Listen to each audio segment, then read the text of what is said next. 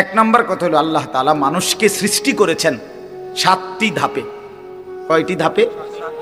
1 number মাটি, 2 number বীর্য, 3 number জমাট রক্ত, 4 নাম্বার গোশতের টুকরা, 5 নাম্বার হাড্ডির একটা খাঁচা মানে কঙ্কাল, 6 নাম্বার গোশতের আবরণ মানে হাড্ডির কঙ্কালটার উপরে গোশত লাগাইছেন, 7 নাম্বার রূহ ফুঁকে দিয়ে মায়ের পেট থেকে বের করছে।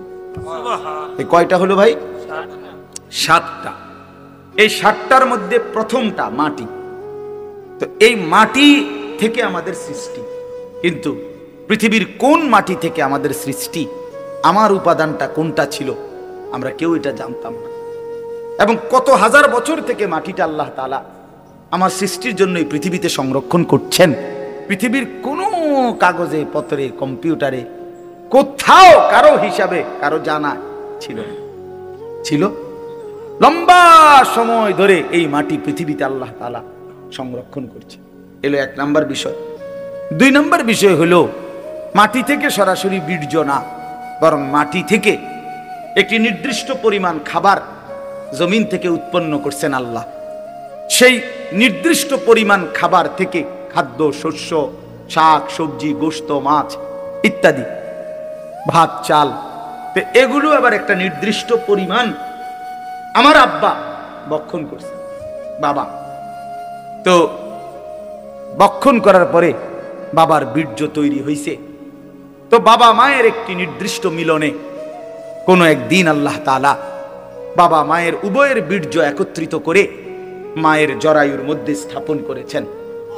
সেখান থেকে আবার 9 মাস 10 মাস লাগায়া ধীরে ধীরে ধীরে ধীরে তৈরি করে সাজিয়ে নাক চোখ কান দিয়ে একদিন রূহ ফুঁকে দিয়ে আমার এই পৃথিবীর আলো বাতাস দেখাইছেন। তো আল্লাহ তাআলা বলে, বান্দা আচ্ছা একটু ভাবো তো, সেই কতদিন তুমি মাটি ছিলা, কতদিন খাদ্যের উপাদান হিসাবে ছিলা, কতদিন তোমার বাবার বীর্য হিসাবে ছিলা, কতদিন পরে মা আর বাবার মিলন হয়েছে, সেখান থেকে আবার কতদিন লাগায়া তোমারে মায়ের পেটে রেডি করে পৃথিবীতে পাঠাইছি। এই যে লম্বা সময়, 1000 বছর, 100 বছর, যুগ যুগ ধরে তো কেউ জানতো না তোমার নাম, তোমার কোনো উল্লেখ ছিল না, তোমার কোনো আলোচনা ছিল না, পৃথিবীতে তোমার কোনো হিসাব ছিল না, কোনো আদমশুমারিতে তোমার নাম ছিল না, কারো কোনো আলোচনায়, বিশ্লেষণে, পর্যালোচনায়, গবেষণায় তোমার কোনো নাম ঠিকানা ছিল না। আমি আল্লাহ এই সেই অনস্তিত্ব, অপরিচিত, অচেনা জগৎ থেকে আমি আল্লাহ তিল তিল করে ধীরে ধীরে লম্বা যুগ পার করে একদিন তোমার এই পৃথিবীর আলো বাতাস দেখাইলাম। আমি আল্লাহ একাই, সেই আমাকে আইসা এই জমিনে পাঠাইবার পরে ভুলে গেলাম। কামটা করলা কি? কেমনে আমারে ভুলে গেলা বান্দা? আমারে ভুললা কেন? তুমি জানো আমি তোমারে কতদিন যাবত লালন করেছি, তোমারে বানাইবার জন্য আমি কত দীর্ঘ সময় ব্যয় করেছি, অথচ আল্লাহ তো কুন বললেই হয়ে যায়। কথা বলেন না? আল্লাহ কুন বললে হয় না? তো সেই আল্লাহ এত লম্বা সময় লাগিয়ে আমাদেরকে সৃষ্টি করেছেন।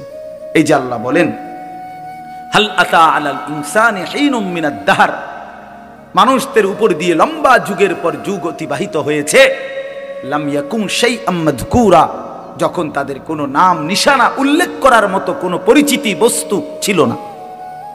ইন্না খালাকনাল ইনসানা মিন নুতফাতিন আমশাজ, আল্লাহ বলেন এরপরে নির্দিষ্ট একটা সময়ে স্বামী স্ত্রী উভয়ের মিশ্র বীর্য থেকে আমি আল্লাহ মানুষকে সৃষ্টি করেছি।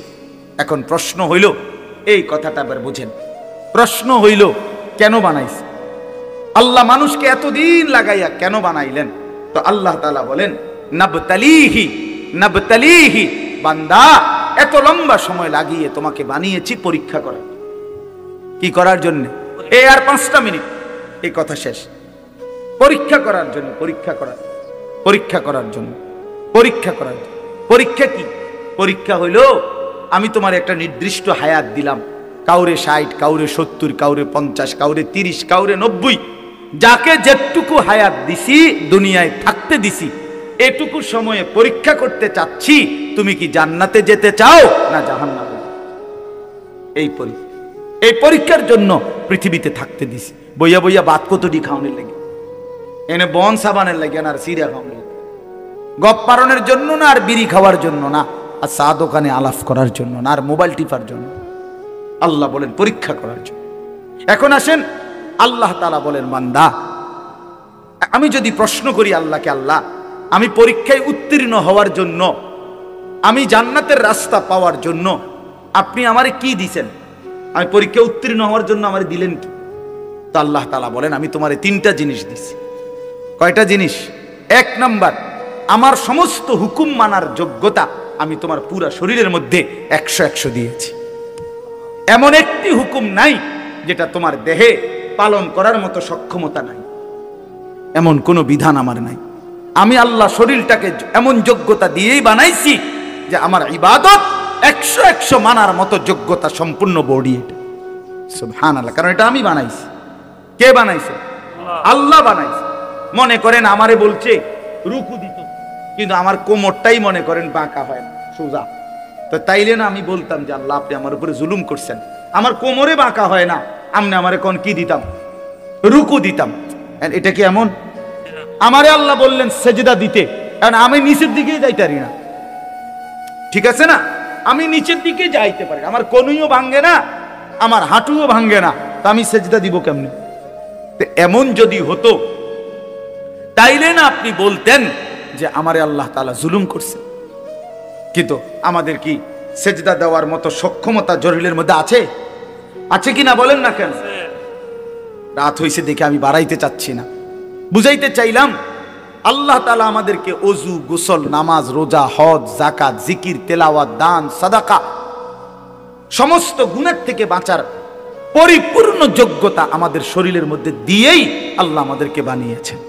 এজন্য আল্লাহ বলেন 1 নম্বরে ফাজআলনাহু সামিআম বাসীরা, আমি তোমাকে শুনবার জন্য কান দিয়েছি, দেখবার জন্য চোখ দিয়েছি।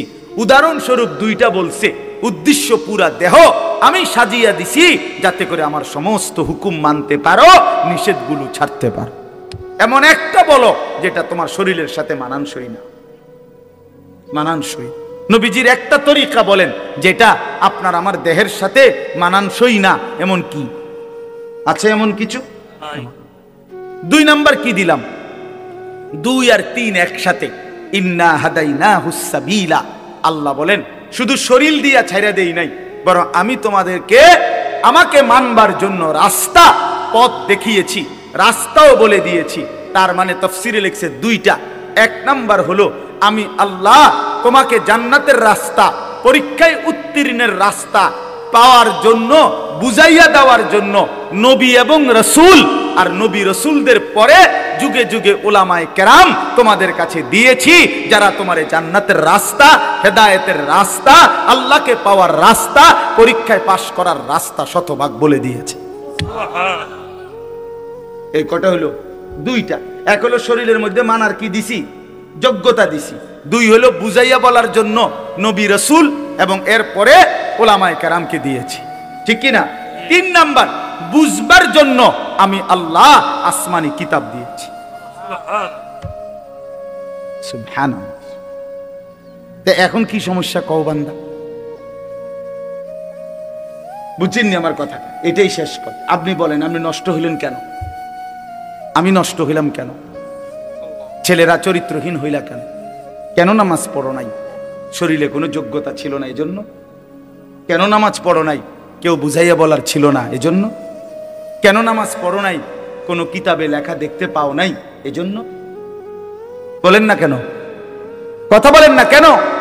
তাইলে আল্লাহ তাআলা আমাদের আল্লাহকে মানার যোগ্যতা শরীরে দিয়েছেন, বুঝাইয়া বলার জন্য নবী রাসূল এবং তারপরে উলামায়ে কেরাম দিয়েছেন, বুঝবার জন্য কিতাব দিয়েছেন।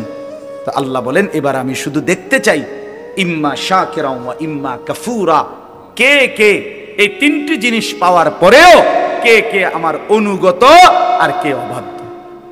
ঠিক আছে, চলো খাও, খাও দাও, ফুর্তি করো, দুনিয়া ভোগ করো, শুধু আমি খেয়াল রাখতেছি যে অনুগত কে, অবাধ্য। কথা বুঝছেন না? হিসাব হইতে আছে, হিসাব হচ্ছে। কথা বলেন না কেন? ডানে বামে কেউ লিখতেছে, হিসাব হচ্ছে। আল্লাহ বলেন পরে হিসাব খাতাপত্র পরে দেখাম, এখন খাও। ওই যে একটু আগে বললাম, আল্লাহ বলছে দুনিয়া খাও বান্দা, শুধু মনে রাখো তুমি বাটফা। শুধু এটা মনে রাখ, ভাত খাও কোনো অসুবিধা নেই, যে তুমি যে সিটার শুধু এই কথাটা মনে রাখ।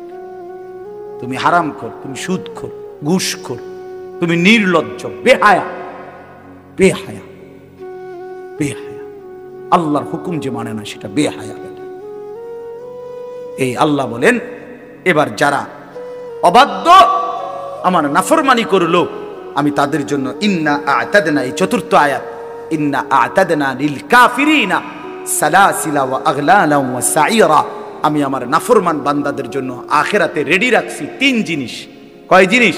1 নাম্বার আগুনের শিকল, 70 গজ লম্বা, 70 হাত লম্বা আগুনের শিকল। হ্যাঁ, 70 জিরাআন ফাসলুকু, 70 হাত লম্বা আগুনের শিকল রেডি রাখছি, যেটা দিয়ে তোমারে পেঁচানো হবে, বাঁধা হবে। আর কি? আগলালান, 2 নাম্বার হলো তোমার জন্য আমি আল্লাহ তাআলা বেড়ি রাখছি, যেটা দিয়ে তোমার 2 হাত কনুইয়ের সাথে, কাঁধের সাথে বাঁধ দেওয়া হবে। এই 2 হাত এভাবে কাঁধের সাথে বাঁধ দিয়ে রাখা হবে। সরাসরি তাফসীর আছে। আশ্চর্য হলো, একজন সাহাবী বলছেন, আবু দারদা রাদিয়াল্লাহু তাআলা আনহু, এই কথাটা খুব সুন্দর, আমার সবচেয়ে মজা লাগছে তাফসীরে পড়ে। উনি বলছেন, হে আল্লাহর বান্দা, আজকে তোমারে আল্লাহ তাআলা বলছে নামাজের জন্য হাত উঠাও। এমনি নামাজের জন্য হাত উঠাইতে হয় না? নামাজ শুরু করে কেমনে? হাত উঠাইতে হয় কিনা?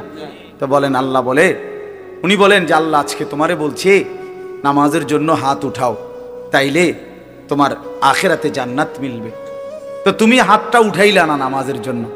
আল্লাহ বলছে, তিনি বলেন একদিন সত্যি সত্যি আল্লাহ হাসরের ময়দানে তোমার হাতটা উঠাবে, কিন্তু সেদিন হাতটা আগুনের বেড়ি দিয়া বাঁধ দিয়া দিবে। আজ উঠাইলে সেজদা হইতো, আজ উঠাইলে নেকি হইতো, আজ উঠাইলে জান্নাত মিলতো। সেদিন উঠাবে ঠিক, কিন্তু সেটা আর জান্নাতের জন্য না, জাহান্নামে ফেলবার জন্য। হাত উঠাইতে হবে। হাত কি? আজ তো সুন্দরভাবে উঠাইলা না, আজ উঠাইলে নেকি হইতো। ওয়াসাইরা, আল্লাহ বলেন আর আমি রেডি রাখছি সমস্ত নাফরমানের জন্য জাহান্নামের আগুন। এরপরে ইন্নাল আবরারা, শেষ, ইন্নাল আবরারা ইয়াশরাবুনা মিন কাসিন কানা মিজাজুহা কাফুরা। আল্লাহু আকবার। আল্লাহ তাআলা বলেন, আমি আমার নেককার বান্দাদের জন্য রেখেছি সুগন্ধিময় জান্নাতের ঝর্ণা কাফুর। এই কাফুর একটি ঝর্ণার নাম, জান্নাতের একটি স্পেশাল ঝর্ণা। এই কাফুর ঝর্ণা থেকে মিশ্রিত সুগন্ধিময় পানীয় শরাব আমি আল্লাহ আমার বান্দার জন্য জান্নাতে রেডি রাখছি।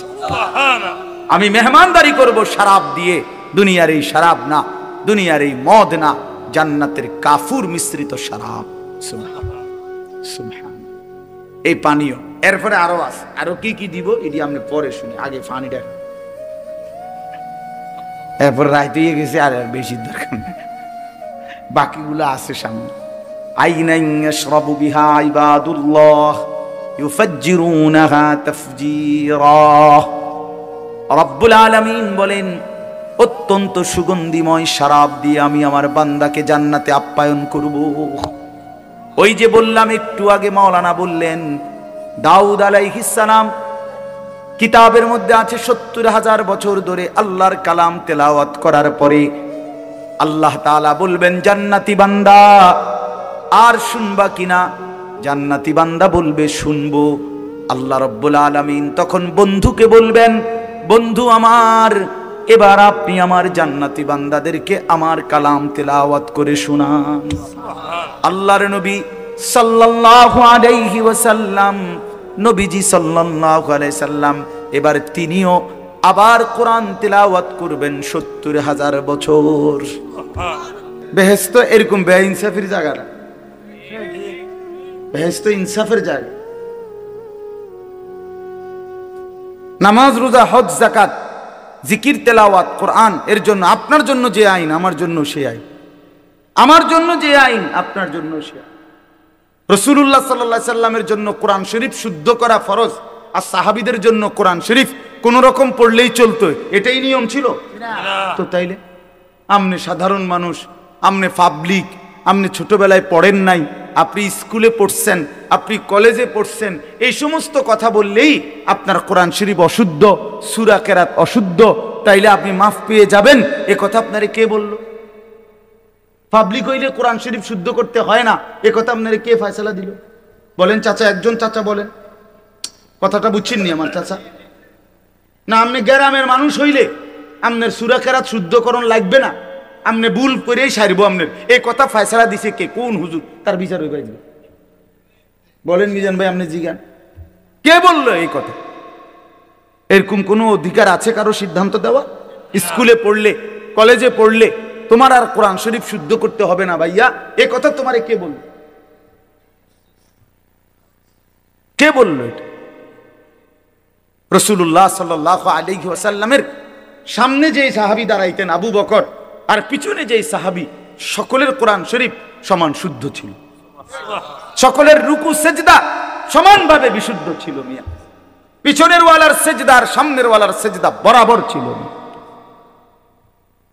মস্কারি করে, আমরা গ্রামের মানুষ, হুজুর আমরা হইলাম সাদা সিধা মানুষ, কোন রকম কোন রকম কদ্দুর দিন আইনা দিন খাই, আলাপ করে আলাপ। আপনার এই সমস্ত আলাপে হবে না বাপ, বিশ্বাস করেন না, হবে না। কোরআনুল কারীমের মধ্যে আল্লাহ বলছেন, ফামান কানা ইয়ারজু লিকা রাব্বিহি ফালিয়ামাল আমালান সালিহা ওয়ালা ইউশরিক বিইবাদাতি রাব্বিহি আহাদা। রব্বুল আলামিন বলেন, আখিরাতে যারা যারা আমি আল্লাহর সাক্ষাৎ তথা জান্নাত পেতে চাও, দুইটা বিষয় লাজেম। এক নাম্বার, ফালিয়ামাল আমালান সালিহা, প্রতিটি আমল করতে হবে সালিহা, বিশুদ্ধ। যদি আমি আল্লাহর সাক্ষাৎ চাও, যদি জান্নাত পেতে চাও, ফালিয়ামাল আমালান সালিহা। কোরআনুল কারীমের সমস্ত জায়গায় আল্লাহ আমলের সাথে সালেহ এই শব্দ যোগ করেছেন, শুধু আমল মন মতো করতে বলে নাই, সালেহ হইতে হবে। ইল্লাল্লাযীনা আমানু ওয়া আমিলুস সালিহাত ওয়াদাল্লাহুল্লাযীনা আমানু মিনকুম ওয়া আমিলুস সালিহাত। বারবার আল্লাহ বলছেন, বান্দা আমল হতে হবে বিশুদ্ধ। নেক আমল মানে বিশুদ্ধ আমল, বিশুদ্ধ আমল হইলেই নেক আমল। বোঝেন নাই? যে আমল বিশুদ্ধ আমল, ওই আমল নেক আমল। যেটা নেক আমল ওইটা বিশুদ্ধ আমল। মানে বিশুদ্ধ আমল না হলে সেটা নেক আমল হয় না। নেক আমল হইতে হইলে বিশুদ্ধ আমল ছাড়া হবে না। ছেলেরা, আমি আবারও অনুরোধ করছি, ভাই তোমরা বসো, বসে শুনলে ভালো, আল্লাহর কথা বসে শোনা আদব। কোরআন শরীফে আছে, হযরত মুসা আলাইহিস সালামের সাথে আল্লাহ তাআলা প্রথম যখন তুর পাহাড়ে কথা বলতেছিলেন, তো প্রথম সময় প্রথমবারই মুসা আলাইহিস সালামকে আল্লাহ তাআলা বলছেন, ইন্নী আনা রব্বুক ফাখলা'না আলাইক, যে মুসা আমি তোমার রব, আমি তোমার সাথে কথা বলবো, আমার ওয়াহি তোমার উপর এখন অবতীর্ণ হবে, তো আগে তুমি জুতা খুলে নাও। ফাখলা'না আলাইকা, তোমার জুতা খোলো। তো তাফসীরের মধ্যে লিখছে যে জুতা খুলতে বললেন কেন? আল্লাহর কথা শুনবার আদব এটা, নাই তো জুতা খোলার ওইখানে কোনো জরুরত ছিল না। এবং সবচেয়ে বড় কথা হলো তখন প্রচন্ড ঠান্ডা ছিল, প্রচন্ড শীত, এই পরিমাণ ঠান্ডা কুয়াশা ছিল যে মুসা আলাইহিস সালামের স্ত্রী সন্তান সম্ভবা ছিল, মানে গর্ভবতী, তো ওরা কাঁপতেছে শীতে। মুসা আলাইহিস সালাম রাস্তা হারায় ফেলছে, আবার শীতে ঠান্ডায় কাঁপতেছে। এই অবস্থায় মুসা আলাইহিস সালাম ওনার স্ত্রীকে বলছে যে পাহাড়ের এই উঁচু জায়গাটাতে মনে হয় যেন লাল আগুন জ্বলতেছে, মনে হয় সেখানে গেলে কিছু আগুন পাইতে পারি, আমি তোমার জন্য নিয়ে আসি, তুমি এখানে একটু দাঁড়াও, এতে আনলে তুমি আগুনের মধ্যে যদি একটু তাপ নাও তাইলে শীত কমে যাবে কিছুটা। এই যে না, আমরা গ্রাম অঞ্চলে ছোটবেলাতে আমরাও মনে আছে যে প্রচণ্ড শীতের মধ্যে আমরা আগুন পোহাইতাম, আগুন জ্বালাইয়া। তো তাহলে বোঝা গেল প্রচণ্ড শীত, কুয়াশা, বরফ। এরপরেও আল্লাহ তাআলা হযরত মুসা আলাইহিস সালামকে এই ঠান্ডা শীতের মধ্যেও আগে বলছে, আগে কি করো, জুতা করো। অথচ তখন আরো মৌজা ফিন্দানো আছিল, ঠিক না? কিন্তু না, আগে বলছেন আগে জুতা করো।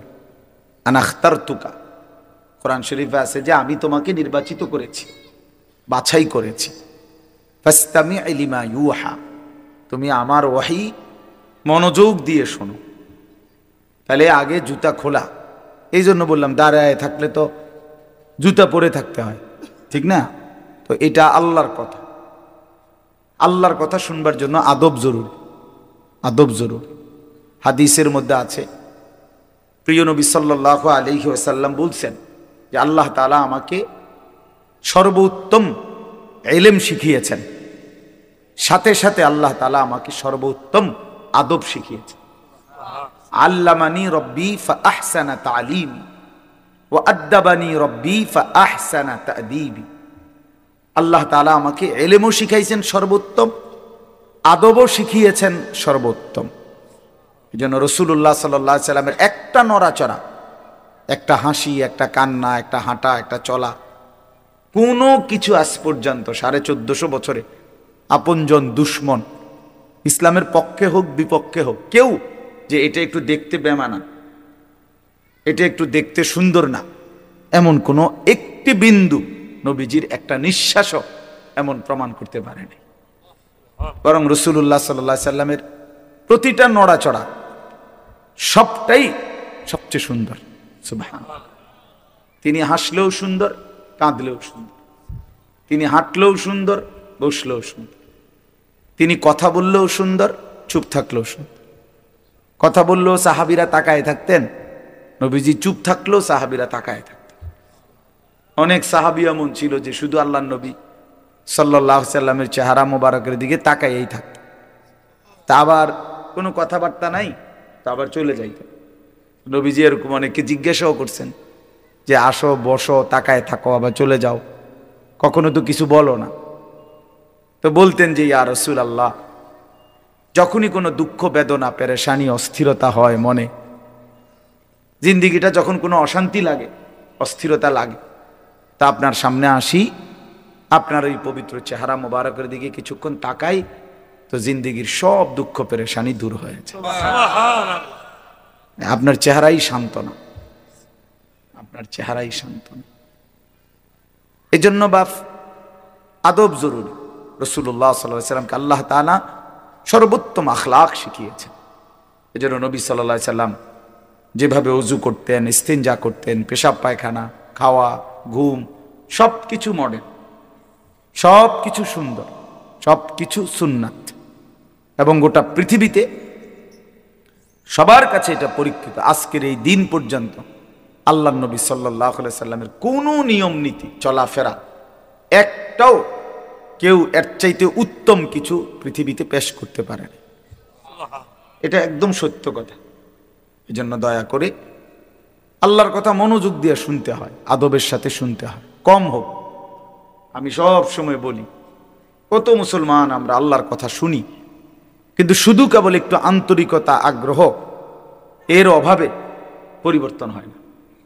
নাই তো বিশ্বাস করেন, আপনাদের এলাকার ওলামায়ে কেরাম, মসজিদের ইমাম সাহেব, জুমার নামাজের বয়ান, সব কিছুই গুরুত্বপূর্ণ, সকল কথাই আলেমরা বলে, কিন্তু হয় আপনি জিমাইছেন, নয় আপনি জুরাইছেন, নয় আপনি মনোযোগ দেন নাই, অথবা আপনি বুঝতেই চেষ্টা করেন না। ও মাইতো না চাই, হুজুররা কত কথাই কয়, সব হইনা কি আর চলন যাবেন, এই কথা বলিয়া সবগুলোই ফেলাই দিছে। কথা বুঝছেন না? আও এত সব ধরলে কোনো অনকার যুগে আর চলা যাইতো না, এই কথা বলে কিছুই ধরে নাই, কোনোটাই মানে নাই, পুরা জিন্দিগিটাই খেয়াল খুশির মতো চলছে। ও আরেকজনের থেকে দেখছে, পথে ঘাটে, টেলিভিশনে, অথবা নিজের মনে যেটা মন চাইছে তাই করছে। আল্লাহ তাআলা কোরআনুল কারীমের মধ্যে বলছে, যে মানুষ তার মন মতো চলে, আল্লাহর কসম, কোরআনে আল্লাহ বলছে ওই মানুষ না, ওই জানোয়ার। সরাসরি কোরআনের আয়াত আল্লাহ তাআলা বলছে যে তার ইচ্ছা মতো চলে, আল্লাহর বিধান, রসুলের বিধান, কোনো কিছু যে তোয়াক্কা করে না, আমার মনে যা চায়, চুল এমন কেন, আমার মন চাইছে, এভাবে হাঁটো কেন, আমার মন চাইছে। এটা কি ধরনের জামা পরলা? আমার মন চাইছে। তুমি এভাবে দাঁড়াইয়া পেশাব করো কেন? আমার মন চাইছে। তুমি এখানে দাঁড়ায় আসো কেন? আমার মন চাইছে। তুমি এখন সারাক্ষণ ঘুমায় রাখছো সকালবেলা, আমার মন চাইছে। এই যে একটা মানসিকতা, আমার মনে যা চায় তাই করলাম। বিশ্বাস করেন ভাই, নওজোয়ান ছেলে তোমরাও বোঝো ভাই, এই জীবন জানোয়ারের জীবন। খোদার কসম, এটা জানোয়ারের জীবন, এটা মানুষের বাচ্চা না, এ জন্তু জানোয়ার, হাইওয়ান, এই গরু ছাগলের জিন্দেগি। এই জন্য কোরআন শরীফ আল্লাহ বলছে, আর আইতা মান ইত্তাখাযা ইলাহা, যে তার নিজের মনের চাহিদাকেই নিজের খোদা বানিয়েছে। আল্লাহ বলেন ইনহুম ইল্লা কাল আনআম, তাদের পরিচয় আর কিছুই নয়, শুধুই আনআম, চতুষ্পদ জন্তু। আপনি আপনার এলাকার যে কোনো হুজুর রিজিক আনছে, আনআম অর্থ কি? চতুষ্পদ জন্তু, জানোয়ার, হাইওয়ান। এই জন্য আদব জরুরি, আল্লাহর কথা কমই শোনে, মনোযোগ দিয়ে শুনে। তাহলে দেখবেন আপনার মসজিদের ইমাম সাহেবের বয়ান দ্বারাই জিন্দিগি বদলায় গেছে।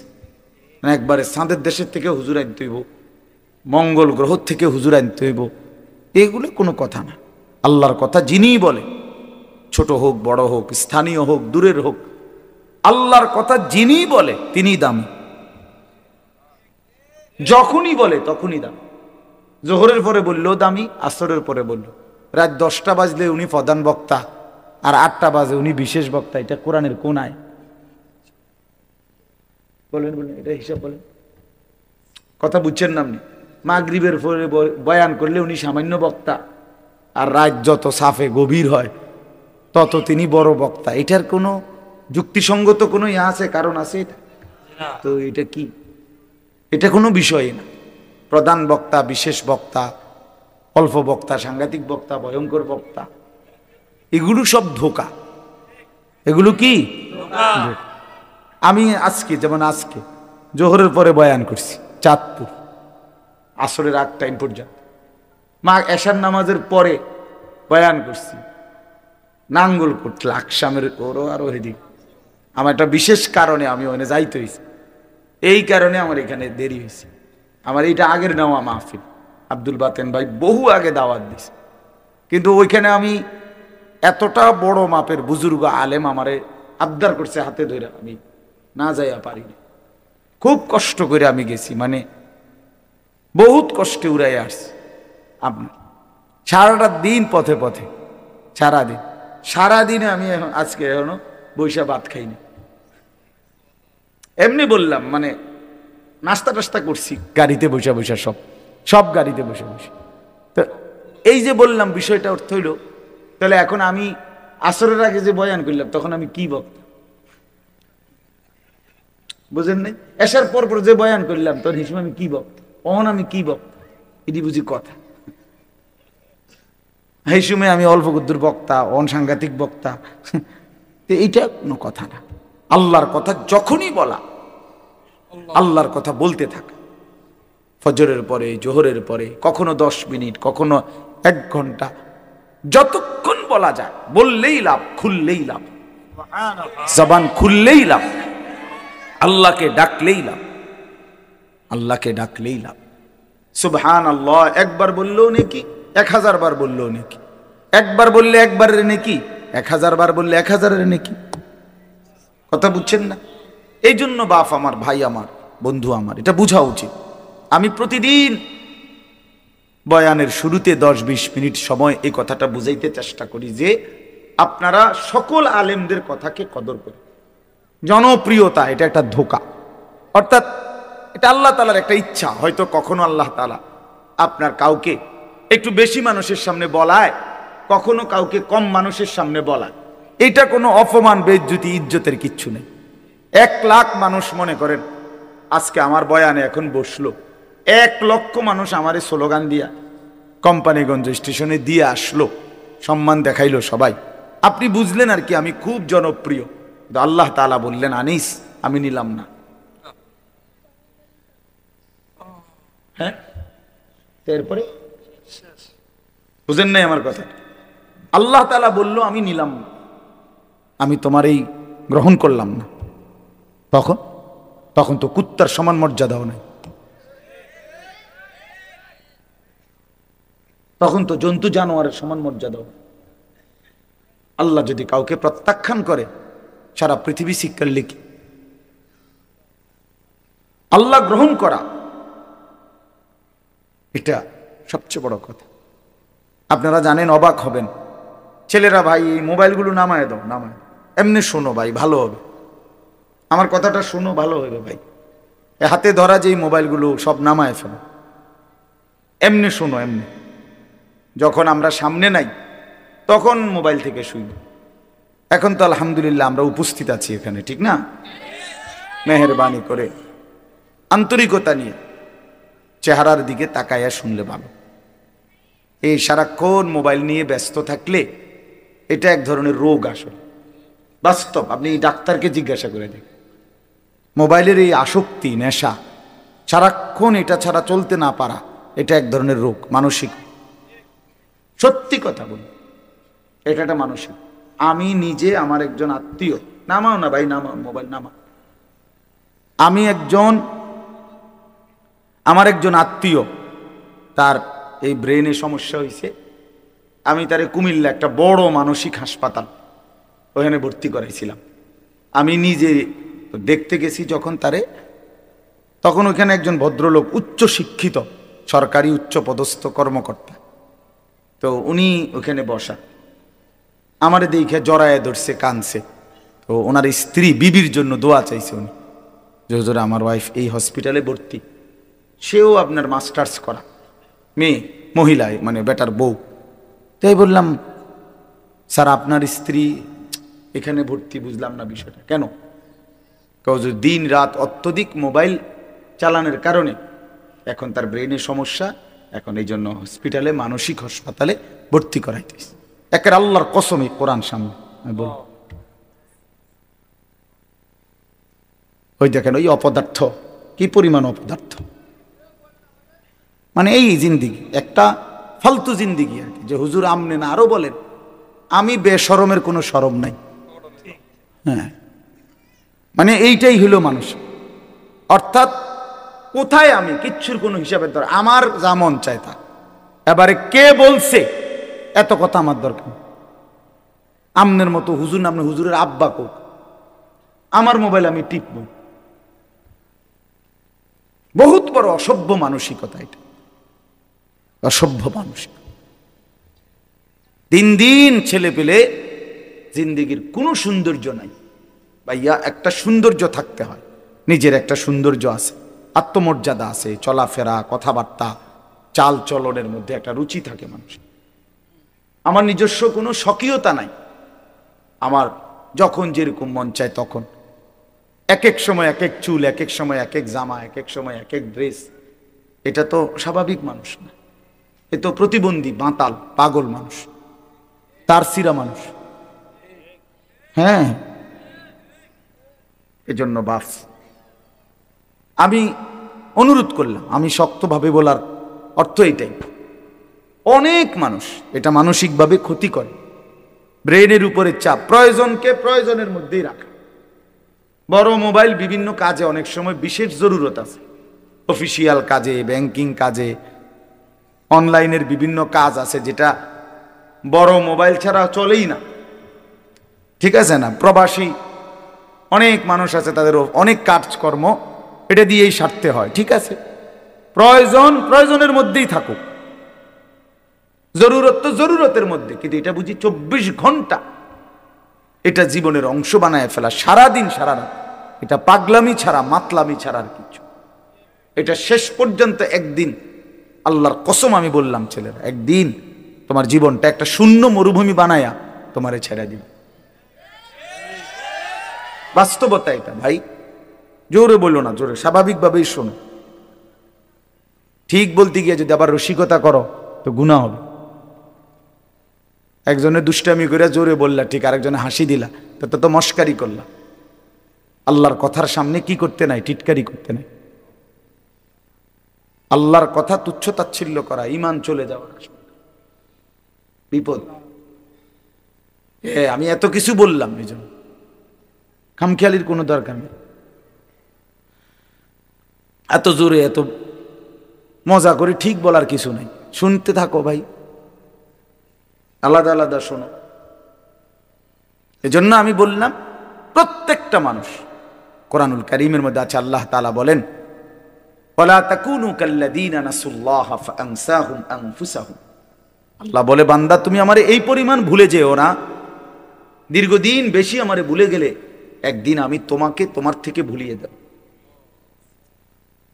একদিন তুমি টোটালি ভুলে যাবা তুমি মানুষের বাচ্চা, একদিন তুমি পুরা ভুলে যাবা তুমি মুসলমানের সন্তান। তোমার একটা বাবা আছে, মা আছে, তোমার একজন আল্লাহ আছে, তোমার একজন রসুল আছে, তোমার একটা মৃত্যু আছে, তোমার একটা কবর আছে, তোমার একটা আখেরাত আছে, তোমার একটা পরকাল আছে, তোমার একদিন বিচারের মুখোমুখি হইতে হবে। এই কথাটা যদি টোটাল ভুলে যাও সেটা অনেক বড় অধপত, অনেক বড় মুসিবত। যে গন্তব্য জানে না, মঞ্জিল চিনে না, তার জন্য এটা অনেক বড় বিপদ। কোনো বাসে যদি কেউ উঠে কন্ট্রাক্টর জিজ্ঞাসা করে কই নামবেন, সে যদি বলে আমার জানা নাই, আপনার তোমার মতো মন মতো একটা নামাই দিও, তো সে তো পাগল বলবে, তার পাগল বলবে না, নিশ্চিত বলবে তো এটা পাগল লোক, মাতা। এই জন্য দোস্ত আমার, আমরা কোথায় যাব এটা যদি আমাদের জানাই না থাকে তো আমি তো সুস্থ না, আমি তো পাগল। কোরআনুল কারীম আল্লাহ তাআলা বারবার বলছে বান্দা তুমি মনে রাখো কিন্তু আমার কাছে তোমাকে ফিরে আসতে। আফা হাসিবতুম আন্নামা খালাকনাকুম আবাসান ওয়া আন্নাকুম ইলাইনা লা তুরজাউন। আল্লাহ তাআলা বলে বান্দা তুমি কি এই ভেবেছো আমি তোমারে এমনি এমনি বানাইছি? আবাস মানে অনর্থক। আমি কি তোমাকে অনর্থক বানিয়েছি? কোনো উদ্দেশ্য নাই, কোনো উদ্দেশ্য নাই আমার, এমনি এমনি ছেড়ে দিলাম। ওয়া আন্নাকুম ইলাইনা লা তুরজাউন। আল্লাহ তাআলা বলে বান্দা তুমি কি এই ভেবেছো যে তোমাকে আমার কাছে আসতে হবে না, ফিরতে হবে না? কি বলেন আপনারা, কি মনে করেন? বাবারা বলেন কি মনে করেন? আল্লাহর কাছে ফিরতে হবে? আমাদেরকে আল্লাহ তাআলা বেহুদা বানাইছেন? তো এটা তো জিজ্ঞাসা করা উচিত, কেন বানাইলেন মালিক? কেন আসলাম পৃথিবীতে? আমি যা করছি এটাই কি আপনি চাচ্ছিলেন? আমাকে যাচ্ছি কোথায়? আমার প্রতিদিন যে মানুষগুলো মৃত্যুবরণ করলো তারা যা গেল কোথায়? আমি যাব কোথায়? সেখানে আমাকে কিছু বলবে কিনা, জিজ্ঞেস করবে কিনা? এটুকু বিবেক যদি দিমাগ না থাকে দোস্ত আমার, বাপ আমার, তা আমি মানুষ হইলাম কি? আমি মানুষ হইলাম কি? আমি একজন সুস্থ মানুষ হলাম কিভাবে? আমি তো জন্তু জানোয়ার না, আমি তো কুকুর বিড়াল না যে খাইলাম আর ঘুমাইলাম, গরু ছাগল না। কোরআনে আল্লাহ বারবার বলছে বান্দা কুল ইন্নাল মাউতাল্লাযী তাফিররুনা মিনহু ফাইন্নাহু মুলাকীকুম সুম্মা তুরাদ্দুনা ইলা আলিমিল গায়বি ওয়াশ শাহাদা। আল্লাহ বলে বন্ধু আপনি আমার বান্দাদের সকলকে বলে দেন, দুনিয়াবাসী মৃত্যু থেকে তোমরা যেখানেই পলায়ন করো না কেন, মৃত্যু নিজেই তোমাদের সাথে সাক্ষাৎ করবে। সুম্মা তুরাদ্দুনা ইলা আলিমিল গায়বি ওয়াশ শাহাদা, অতঃপর তোমাদের সকলকে প্রকাশ্য এবং গোপন সব জানেন যেই সত্তা মহান আল্লাহ, তার কাছেই ফেরত আনা। তিনি কে? আল্লাহ। ফায়ুনাব্বিউকুম বিমা কুনতুম তা'মালুন, অতঃপর আল্লাহই তোমাদেরকে শোনাবেন, জানাবেন তোমরা তোমাদের পুরা জিন্দেগিতে কি কি করেছিলে। এইভাবে বহু আয়াত বহু আয়াত বহু আয়াত। ইলাল্লাহি মারজিউকুম জামিআন, আল্লাহ বলে তোমাদের সকলকে আমি আল্লাহর কাছে ফিরতে হবে। ইলাইহি তুরজাউন, ইলাইহিল মাসির, ইলাইয়াল মাসির, এভাবে বারবার বারবার আল্লাহ বান্দা ফিরতে হবে, আসতে হবে, আসতে হবে, আমার কাছে আসতেই হবে। আমার শায়েখ আল্লামা মুফতি মুশতাকুর নবী সাহেব বলে আল্লাহ তাআলা ছাড় দেয়, ছেড়ে দেয় না। যেই ছেলে গুড্ডি উড়ায় সে সুতা ছাড়ে, নাটাই ছাড়ে না। নাটাই বোঝেন না, যেটার মধ্যে সুতা, হ্যাঁ এইটা নাটাই, হাতে যেটা থাকে আর কি। তো সুতা তো ছাড়তে ছাড়তে ছাড়তে ছাড়তে ঘুড়ি অনেক উপরে চলে গেছে, কিন্তু ছেলেটা নাটাই তো ছাড়ে না, নাটাই ছাড়ে। তো আল্লাহ তাআলা বলে বান্দা 60 বছর, 50 বছর, 70 বছর, 30 বছর, 100 বছরের সুতা তো আমি ছেড়ে দিছি, কিন্তু নাটাই ছাড়ি নাই। ঠিক যখন সময় হয় আমি আল্লাহ মালাকুল মউত পাঠিয়ে, আজরাইল পাঠিয়ে 1 সেকেন্ডেই তোমাকে আবার আমার কাছে নিয়ে আসি। তোমারে ফিরাইয়া আনতে দেরি হয় না। ফাইদা জাআ আজালুহুম লা ইস্তাখিরুনা সাআতান ওয়া লা ইস্তাকদিমুন। 1 সেকেন্ড আল্লাহ দেরি করবেন। চলেন বাপ, এই জন্য ভাবতে শিখি। ছেলেরা তোমরাও ভাইবো। আমার বাপ আমার কথা হইলো তোমার পথে তুমি, আমার পথে আমি। যার যার জায়গায় আমরা ফিরে যাব, যার যার গন্তব্যে। তোমার ঘর আলাদা, আমার ঘর আলাদা। তোমার জিন্দিগি তোমার সাথে, আমার জিন্দিগি আমার সাথে। কেউ কারোর জন্য আটকায় না বাপ। দুনিয়া কেউ কারোর জন্য আটকায়ও না, আর দুনিয়া কারোর জন্য থাইমাও থাকে। বহুত স্বার্থপর এই দুনিয়া, বহুত স্বার্থপর। আজকে তো অনেক বন্ধু দেখা যায়, কিন্তু অ্যাক্সিডেন্ট করলে সাথে অন্যরাও পাও ভাঙ্গে না। আমার যেদিন পাও ভাঙছিল 2021 সালে, এই যে এখন রমজান আমার জিগাইছে যে হুজুর আপনার পাওটা মনে হয় এখনো সোজা হয় না। আমি হ্যাঁ, আজও সোজা হয় না। সেই 2021 সালে আমার পাও ভাঙছে।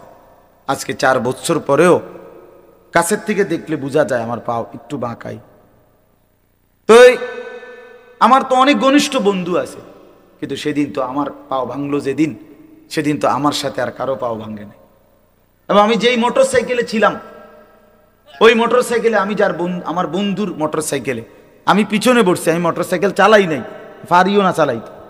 তো পিছনে বসা ছিলাম, সে সামনে। ভ্যান গাড়ি আইসা আমার পায়ে বাড়ি দিস, অথচ আমার ঠিক বরাবর তার পাও। সেও তো মোটর সাইকেল চালাইতেছে, তার পায়ে একটা সুতাও লাগে না, কিচ্ছু লাগে না। দুনিয়ায় আমরা একাই। স্বার্থপর এই দুনিয়া। সামনের সিএনজি অ্যাক্সিডেন্ট করলে রক্তে ভাইসা গেছে মানুষের লাশ, পিছনের গাড়ি থামে না, সাইডি দিয়ে জায়গা জায়গা বাপ, কেউ থামে না। একটু জ্যাম বাজলে কারো আর সহ্য হয় না, চিৎকার শুরু করে, জ্যাম ক্লিয়ার করো। পুলিশ কই, এই বেটা কি? আরে ভাই মানুষ মারা গেছে। আরে মানুষ মরলে মরছে বেটা, রাস্তা ক্লিয়ার করো বেটা। এরই নাম দুনিয়া, এরই নাম দুনিয়া। তোমার এই অসৎ বন্ধুগুলোরে ডাক দিয়ে বলো না একবার যে দোস্ত, আমার যদি পাওটা ভাঙ্গা যায়, আমার কাছে যদি টাকা না থাকে, আমি যদি আর কোনোদিন তোদের সাথে আড্ডা দিতে না পারি, তো তোরা আমার সাথে আসবি কিনা? কেউ আসবে, কেউ আসবে না। তুমি বুঝো না ভাইয়া, তুমি জানো না এই অসৎ বন্ধু তোমারে নষ্ট করে দিচ্ছে। সারা দিনে যে বন্ধু, দিনের পর দিন তার সাথে আমি চললাম, অথচ একটা বার 1 ওয়াক্ত নামাজ পড়ার কথা বলে না। এ তো বন্ধু না, এ তো জানোয়ার, এ তো শয়তান। এটা বন্ধু কিসের? এটা বন্ধু কিসের? এই জন্য আমরা প্রত্যেকেই এটা ভাবা উচিত, আমরা একাই। দুনিয়া তো একা, কবরও একা। দুনিয়া তো একা। আমার অসুস্থ হইলে, পেটে ব্যথা হইলে আর কারো পেটে ব্যথা হয় না, আমার বিবিরও না, আমার বাচ্চারও না। তা আমি একা না? আমার সুখে আমি একাই, আমার দুঃখে আমি একাই, আমার বিপদে আমি একাই, আমার মুসিবতে আমি একাই, আমার কবরে আমি একাই, আমার হাসরের ময়দানে আমার একাই দাঁড়াইতে হবে। এই জন্য আমরা যদি নিজেকে ভুলে যাই, ভুল হবে এটা। আল্লাহ তাআলা আমাদেরকে আকল দিছেন, দিমাগ দিছেন, বুঝ দিছেন, বিবেচনা দিয়েছেন, বোধ শক্তি দিয়েছেন, আলো অন্ধকার, রোদ বৃষ্টি, আগুন পানি, ভালো মন্দ, রাত দিন বুঝার তৌফিক দিয়েছেন, সব কিছু দিয়েছেন। আমি এটা আপনাদের এখন শোনাচ্ছি। এখানে আমি 5টা আয়াত পড়ছি। এই ছোট্ট অল্প একটু সময়ে এই আয়াতগুলোর তর্জমা শুনাই, তাইলে আমার কথা শেষ। শুরুতে আমি এটা বলে নিলাম, আল্লাহর কথা মনোযোগ দিয়ে শুনবেন। আপনাদের এলাকার ওলামায়ে কেরামের বয়ানও, এই জুমার বয়ানও আন্তরিকতা নিয়ে শুনবেন, বলেন ইনশাআল্লাহ। অনেক চাচা, বয়স্ক, মুরব্বী, অনেকের মানসিকতা হইল এই জুমার বয়ান হয় মসজিদে, উনি বসে বসে জুড়ায়, বইয়ে বইয়ে কাব্য, এ কাব্যান না ব্যাড, এই কাব্যান নেই থাকে, আর কামে লাগে না। এই জীবনটা শেষ জীবন পর্যন্ত, বুড়া বয়সেও ওই সাদওয়ান আর ওই বন বিড়ি ছাড়া আর কোনো কামে লাগে না। ডিউটি এটা, বইয়া বইয়া বন খায়, বিড়ি খায়, আর এই গপ মারে, শিহুলি কয়, সিনেমা, নাটক, সিনেমা, নর্তকী, নাচ গান, টেলিভিশন, বসে বসে চা দোকানে এগুলো দেখে। কারণ আমল করবে কিন্তু জানিই না কিছু, জানিই তো না কিছু, শিখেই তো নাই কিছু, শিখেই তো না কিছু। আমলের মধ্যে কোনো ভুল আছে কিনা এটাও তো সংশোধন করে না। 100 দানার তসবিহ পড়ে ফেলছে 1 মিনিটে। এটা কি তসবিহ পড়লো? মিনিটের মধ্যে, মিনিট মেশিনে সুবহানাল্লাহ আলহামদুলিল্লাহ আল্লাহ। এগুলো কি আপনি জিজ্ঞাসা করেন? এখন একজন আলেম জিজ্ঞাসা করেন, গোকে জিজ্ঞাসা করেন যে এটা তাসবিহ কিনা? এটা মোটেই তাসবিহ না, কোনোদিনও না।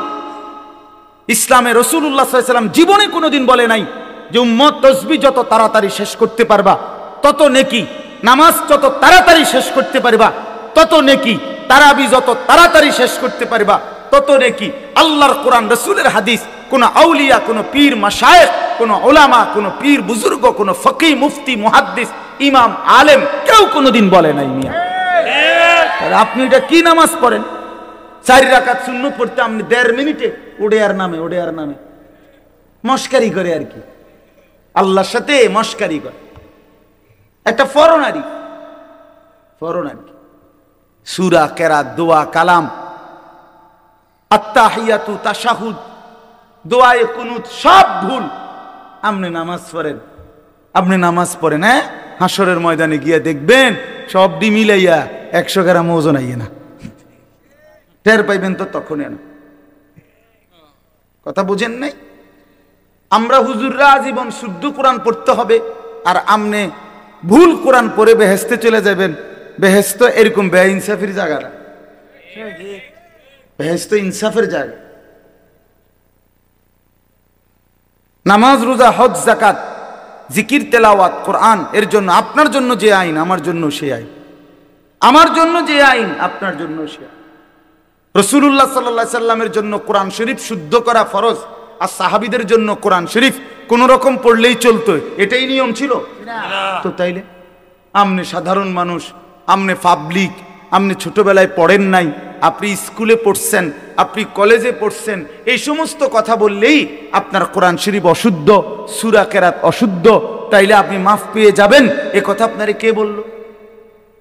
পাবলিক হইলে কোরআন শরীফ শুদ্ধ করতে হয় না, এ কথা আপনারে কে ফয়সালা দিল? বলেন চাচা, একজন চাচা বলেন। কথাটা বুঝছেননি আমার চাচা? না আপনি গ্রামের মানুষ হইলে আপনার সূরা কেরাত শুদ্ধকরণ লাগবে না, আপনি ভুল করেই সারবো আপনার, এই কথা ফয়সালা দিছে কে? কোন হুজুর? তার বিচার হইবে। বলেন মিজান ভাই, আপনি জিজ্ঞান কে বললো এই কথা? এরকম কোনো অধিকার আছে কারো সিদ্ধান্ত দেওয়া? স্কুলে পড়লে, কলেজে পড়লে তোমার আর কোরআন শরীফ শুদ্ধ করতে হবে না ভাইয়া, এ কথা তোমারে কে বলল? কে বলল এটা? রাসূলুল্লাহ সাল্লাল্লাহু আলাইহি ওয়াসাল্লামের সামনে যে সাহাবী দাঁড়াইতেন আবু বকর, আর পিছনে যে সাহাবী, সকলের কোরআন শরীফ সমান শুদ্ধ ছিল, সকলের রুকু সেজদা সমানভাবে বিশুদ্ধ ছিল মিয়া। পিছনের ওয়ালার সেজদা আর সামনের ওয়ালার সেজদা বরাবর ছিল। মস্কারি করে আমরা গ্রামের মানুষ, হুজুর আমরা হইলাম সাদা সিধা মানুষ, কোন রকম কোন রকম কদ্দুর দিন আইনা দিন খাই, আলাপ করে আলাপ। আপনার এই সমস্ত আলাপে হবে না বাপ, বিশ্বাস করেন না, হবে না। কোরআনুল কারীমের মধ্যে আল্লাহ বলছেন, ফামান কানা ইয়ারজু লিকা রাব্বিহি ফালিয়ামাল আমালান সালিহা ওয়ালা ইউশরিক বিইবাদাতি রাব্বিহি আহাদা।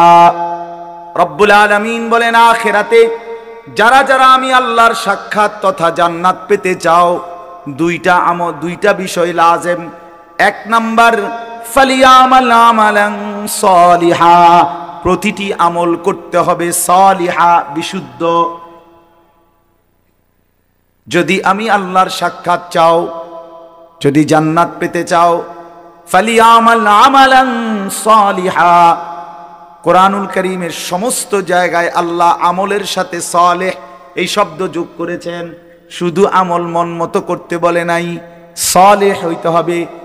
ইল্লাল্লাযীনা আমানু ওয়া আমিলুস সালিহাত ওয়া'দাল্লাহুল্লাযীনা আমানু মিনকুম ওয়া আমিলুস সালিহাত। বারবার আল্লাহ বলছেন, বান্দা আমল হতে হবে বিশুদ্ধ। নেক আমল মানে বিশুদ্ধ আমল, বিশুদ্ধ আমল হইলেই নেক আমল। বোঝেন নাই? যে আমল বিশুদ্ধ আমল ওই আমল নেক আমল, যেটা নেক আমল ওইটা বিশুদ্ধ আমল।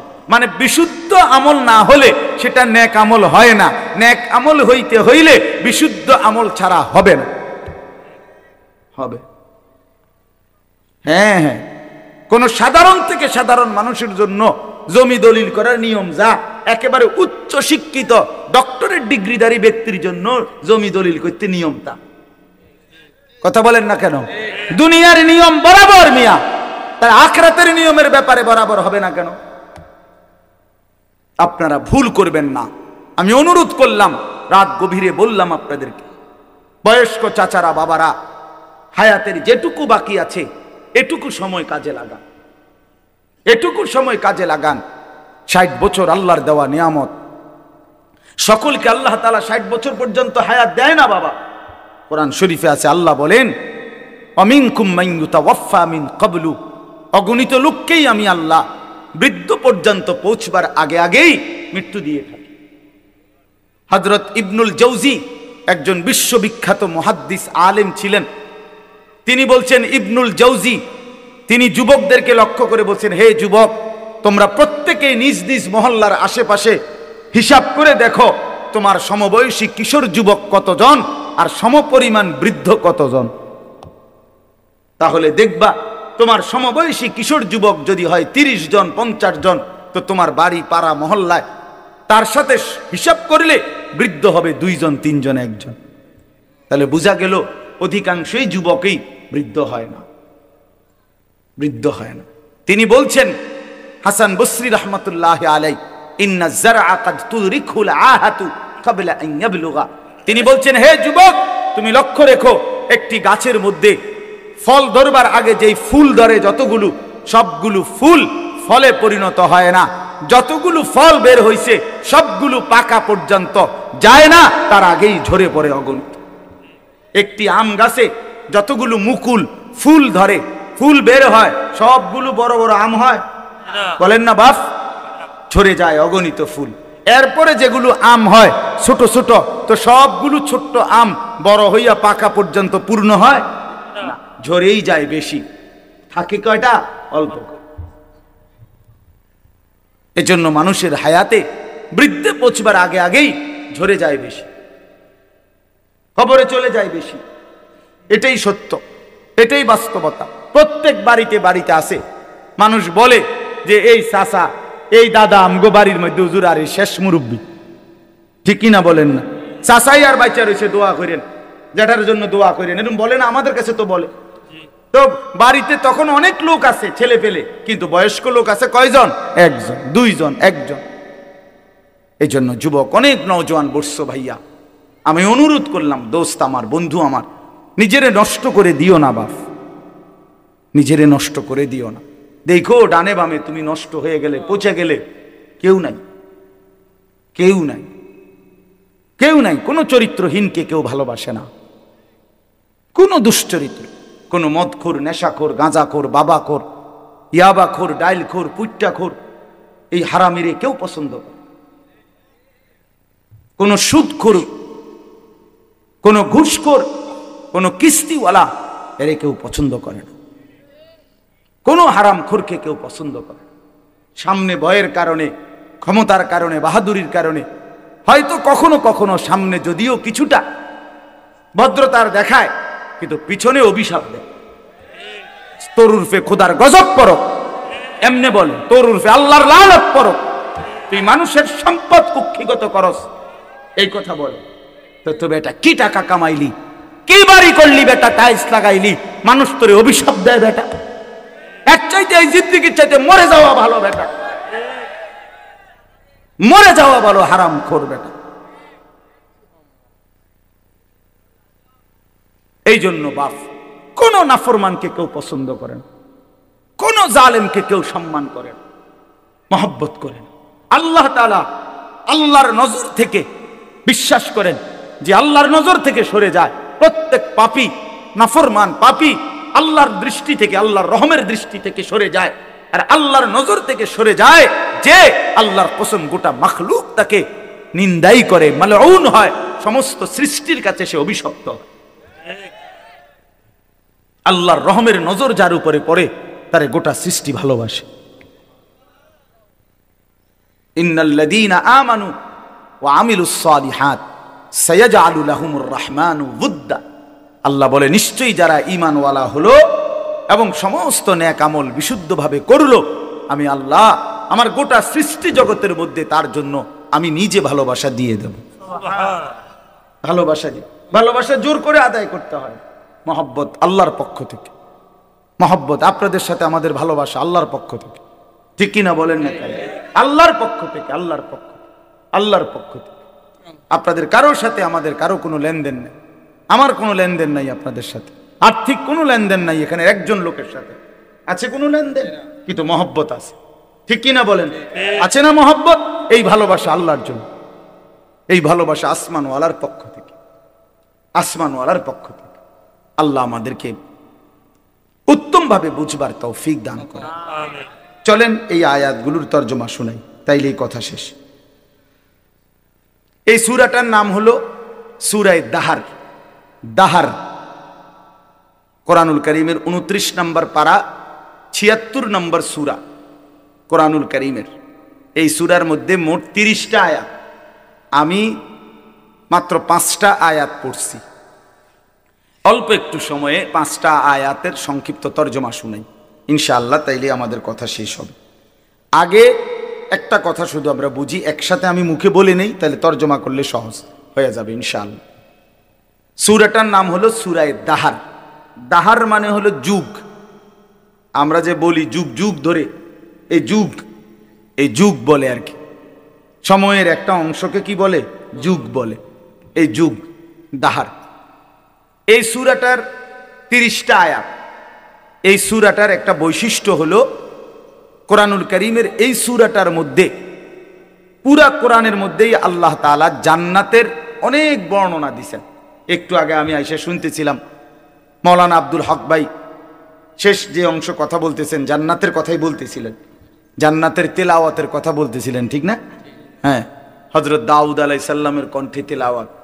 আচ্ছা, কি মজাটা হবে না? কি মজাটা! আল্লাহু আকবার, আল্লাহু আকবার। ৭০,০০০ বছর এক টানা হযরত দাউদ আলাইহিস সালাম তেলাওয়াত করেন। সুবহানাল্লাহ, ৭০,০০০ বছর। এই ৭০,০০০ বছর জান্নাতীরা সব ভুইলা শুধু ওনার তেলাওয়াত শুনে। আল্লাহু আকবার। এরপরে থামবে, এরপরে আল্লাহ তাআলা আমাদের প্রিয় নবী, ছেলেরা তোমরা এই যে তোমরা যে ফাজলামি করতেছো এখানে বৈশা, এই বেটা আহাম্মক কোথাকার, নামো এখান থেকে বেটা, অপদার্থ বেটা, এতটুকু আক্কল নাই বেটা, নামো এখান থেকে, নামো। তোমার বাপ দাদার সমান মানুষ এখানে বসা আছে বেটা, আহাম্মক বেটা। আখলাক শিখবে কখন ছেলেরা বলেন মিয়া? মুসলমানের বাচ্চা ন্যূনতম আখলাকও যদি না শিখে জীবনে আমাদের হলোটা কি? তাইলে আবার বলে কতগুলো খাট পালং আর সোফা আর কতগুলো ফার্নিচার আর কাচের প্লেট নুনের বাড়ির হিসাব দিয়া কবরে চলে যাচ্ছে। জীবন মানে কতকটা ঘর করছে, জিন্দিগি মানে একটা বিল্ডিং করে দিছে, জিন্দিগি মানে এক সেট খাট বানাইয়া সোফা বানাইয়া দিছে। খালাস 60 বছর জীবনের ব্যয় করছে এই একটা কামে, এতটুকুই জীবন মিয়া।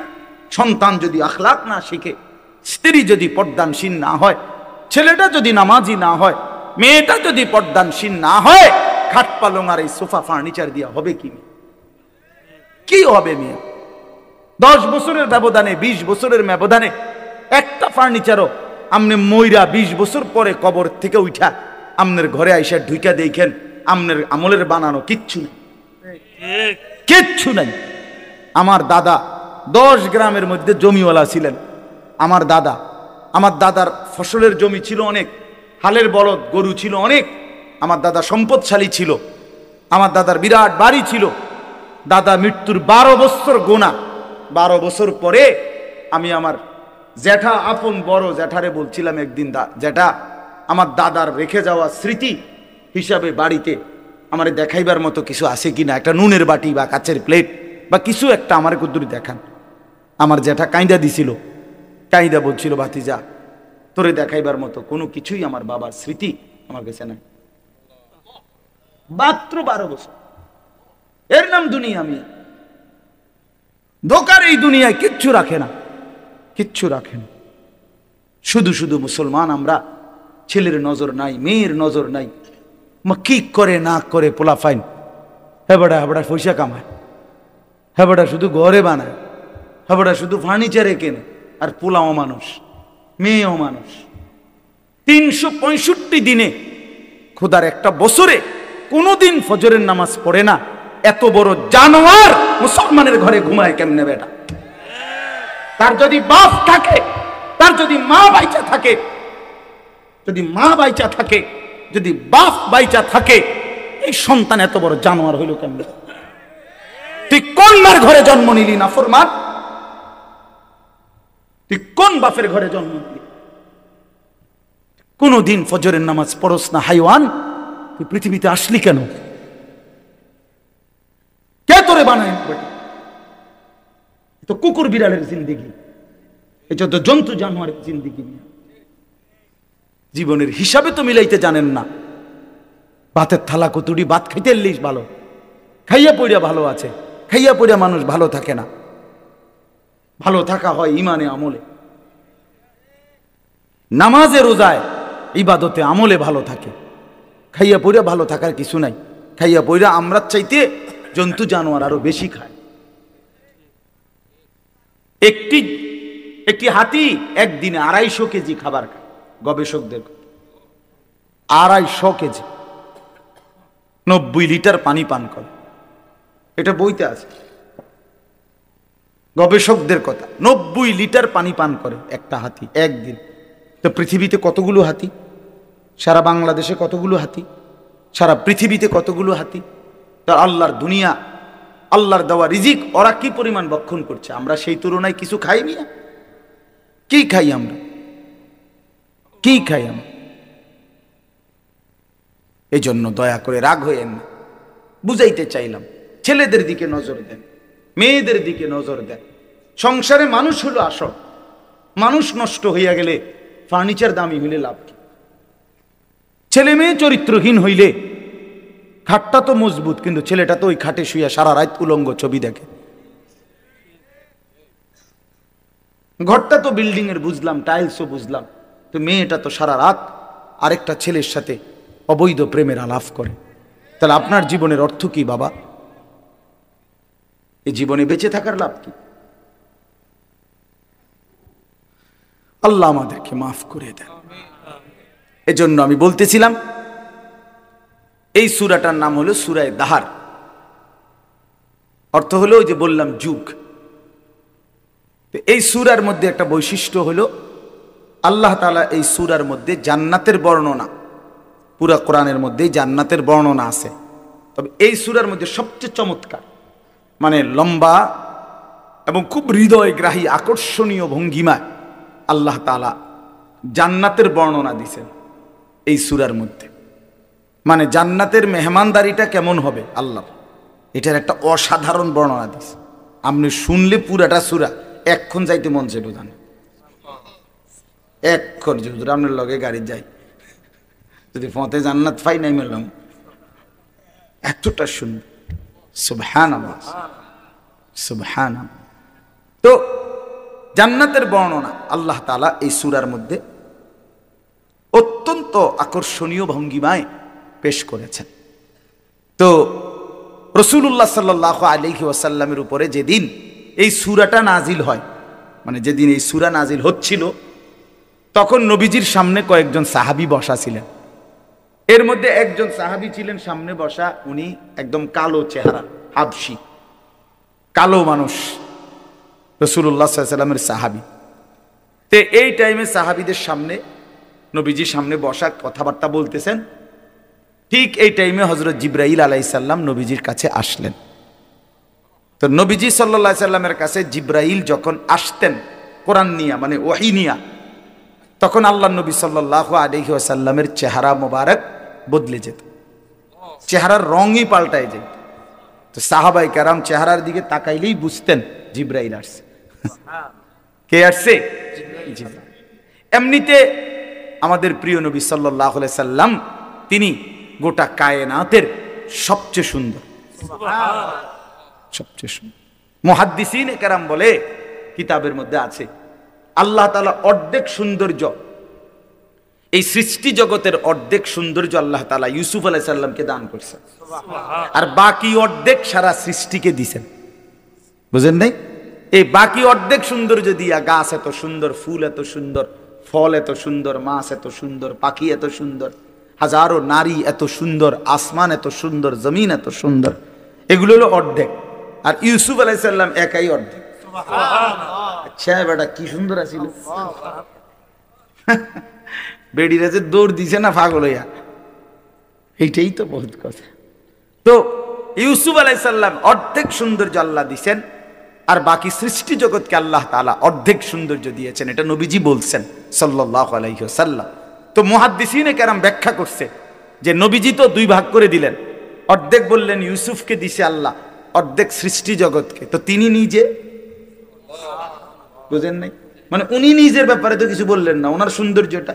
তো মুহাদ্দিসিনে কেরাম বলেন এর দ্বারা এটাই প্রমাণ করিলেন বিনয়ের কারণে, তাওয়াজুর কারণে নিজেরটা তো বলেন নাই, বুঝাইতে চাইলেন উম্মত আল্লাহ তাআলা অর্ধেক ইউসুফকে দিয়েছেন, অর্ধেক গোটা সৃষ্টিকে দিয়েছেন, একা বন্ধু মুহাম্মদকে পুরাটাই দিয়েছেন, পুরাটাই। হুসনে ইউসুফ দমে ঈসা ইয়াদে বাইদাদারি আঁচে খুবা আহমা দারান তু তনহা দারি।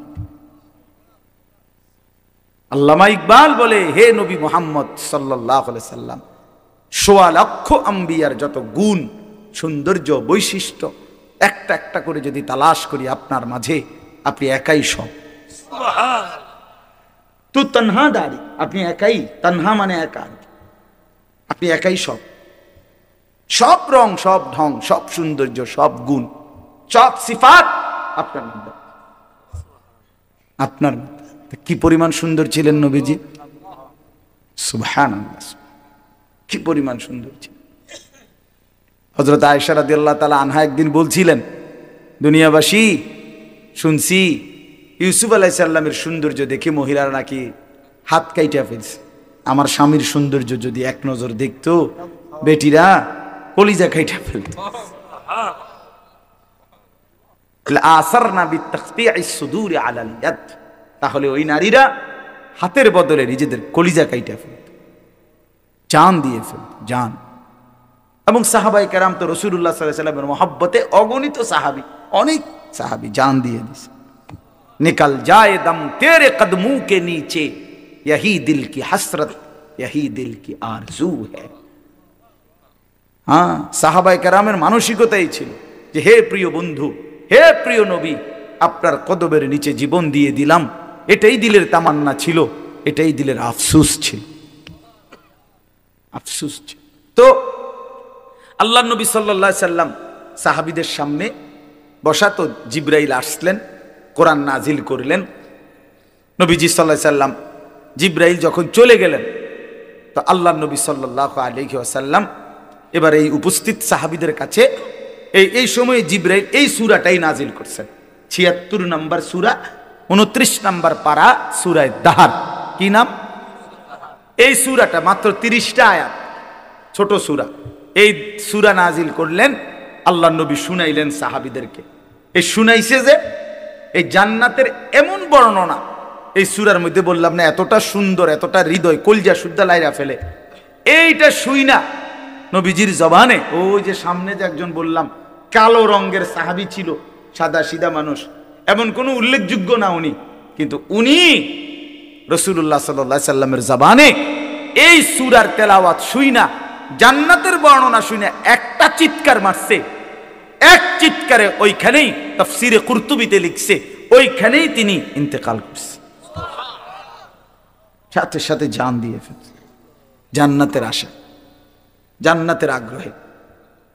তাফসীরের মধ্যে আছে যে নবীজি তখন সাহাবীদেরকে বললেন, লাকাদ আখরাজা নাফসা সাহিবিকুম, আশ-শাউকু ইলাল জান্নাহ, তোমাদের এই বন্ধু জীবন দিল জান্নাতের শৌক, জান্নাতের আগ্রহে। এই যে বাপ, এক মুমিনের সিফাত, এক মুমিনের কলিজার মধ্যে। আমরা মুসলমান বাপ, আমাদেরকে আল্লাহ ইমানের দৌলত দিয়েছে, আমাদেরকে আল্লাহ কালেমার দৌলত দিয়েছে, একজন শ্রেষ্ঠ রসুল দিয়েছেন, একটা শ্রেষ্ঠ কিতাব দিয়েছেন, একটা শ্রেষ্ঠ ধর্ম দিয়েছেন, একজন শ্রেষ্ঠ মালিক আমাদের আছে আল্লাহ। আমাদের চারটি জিনিস আমাদের কাছে আছে সর্বশ্রেষ্ঠ। আমরা ভাগ্যবান। আমাদের সর্বশ্রেষ্ঠ আল্লাহ, আমাদের রসুল সর্বশ্রেষ্ঠ, আমাদের কিতাব সর্বশ্রেষ্ঠ, আমাদের ধর্ম সর্বশ্রেষ্ঠ। চারটি সর্বশ্রেষ্ঠ নিয়ামত যার কাছে আছে, সে নষ্ট হবে কেন? সে চরিত্রহীন হবে কেন? সে গুমরা হবে কেন? পথ হারা হবে কেন? সে জাহান্নামী হবে কেন? তাইলে জান্নাত কার জন্য আল্লাহ বানাইল?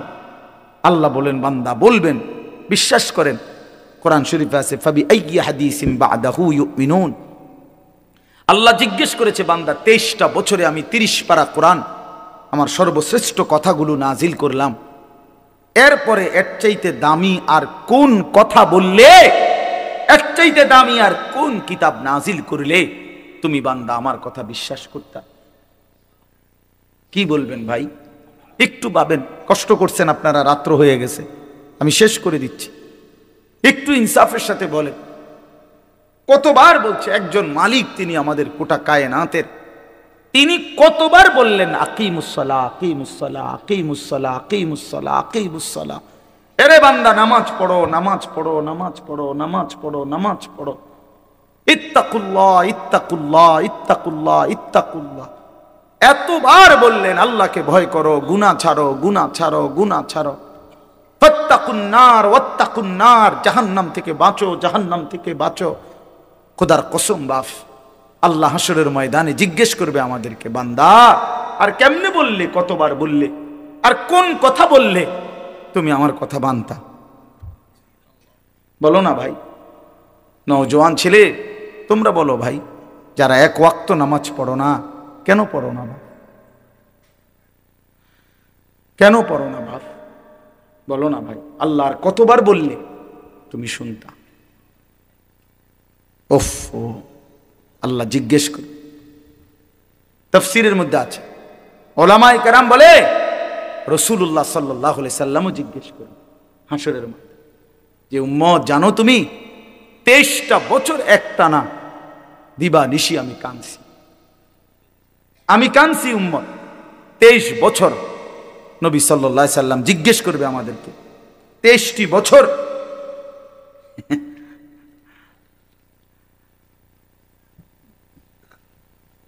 যিনি জিজ্ঞাসেন এই মাসালা, এটা তো আপনি সমাধান লিখছেন এখানে, কথা বুঝছেন না? এইটা যেটা আপনি যেটা বুঝছেন এইটাই উত্তর,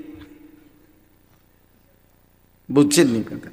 আচ্ছা, তো বলতেছিলাম যে মানে রাসূলুল্লাহ সাল্লাল্লাহু আলাইহি সাল্লাম আমাদেরকে জিজ্ঞেস করবে, উম্মত আমি 23টা বছর দিবানিশি কাঁদছি তোদের জন্য, তোদের জন্য। আম্মা জান আয়েশা রাদিয়াল্লাহু তাআলা আনহা বলেন, নবীজির স্ত্রী, উনি বলেন, দুনিয়াবাসী খোদার কসম আমি দেখছি এশার নামাজের পরে নবী সাল্লাল্লাহু আলাইহি সাল্লাম আমার হুজরার মধ্যে দাঁড়াইয়া চোখের পানি ফেলতে শুরু করছেন আর উম্মতের জন্য কাঁদতেছিলেন, দোয়া করতেছিলেন। আল্লাহর কসম, আম্মা জান আয়েশা বলে, ফজরের নামাজের আজানের আগ পর্যন্ত এক দাঁড়ানোতে নবী সারাটা রাত কাঁদছে আর দোয়া করছে। সারা রাত, সারা রাত, সারা রাত চোখ লাল হয়ে গেছে, দাড়ি মোবারক ভিজে গেছে, বুকের পশম ভিজে গেছে। ওয়াকাদ তাওয়াররামাত কাদামাহু, আম্মা জান আয়েশা বলে দুইটা পা ফুলে ফুলে গেছে। এত রাত কাঁদলেন।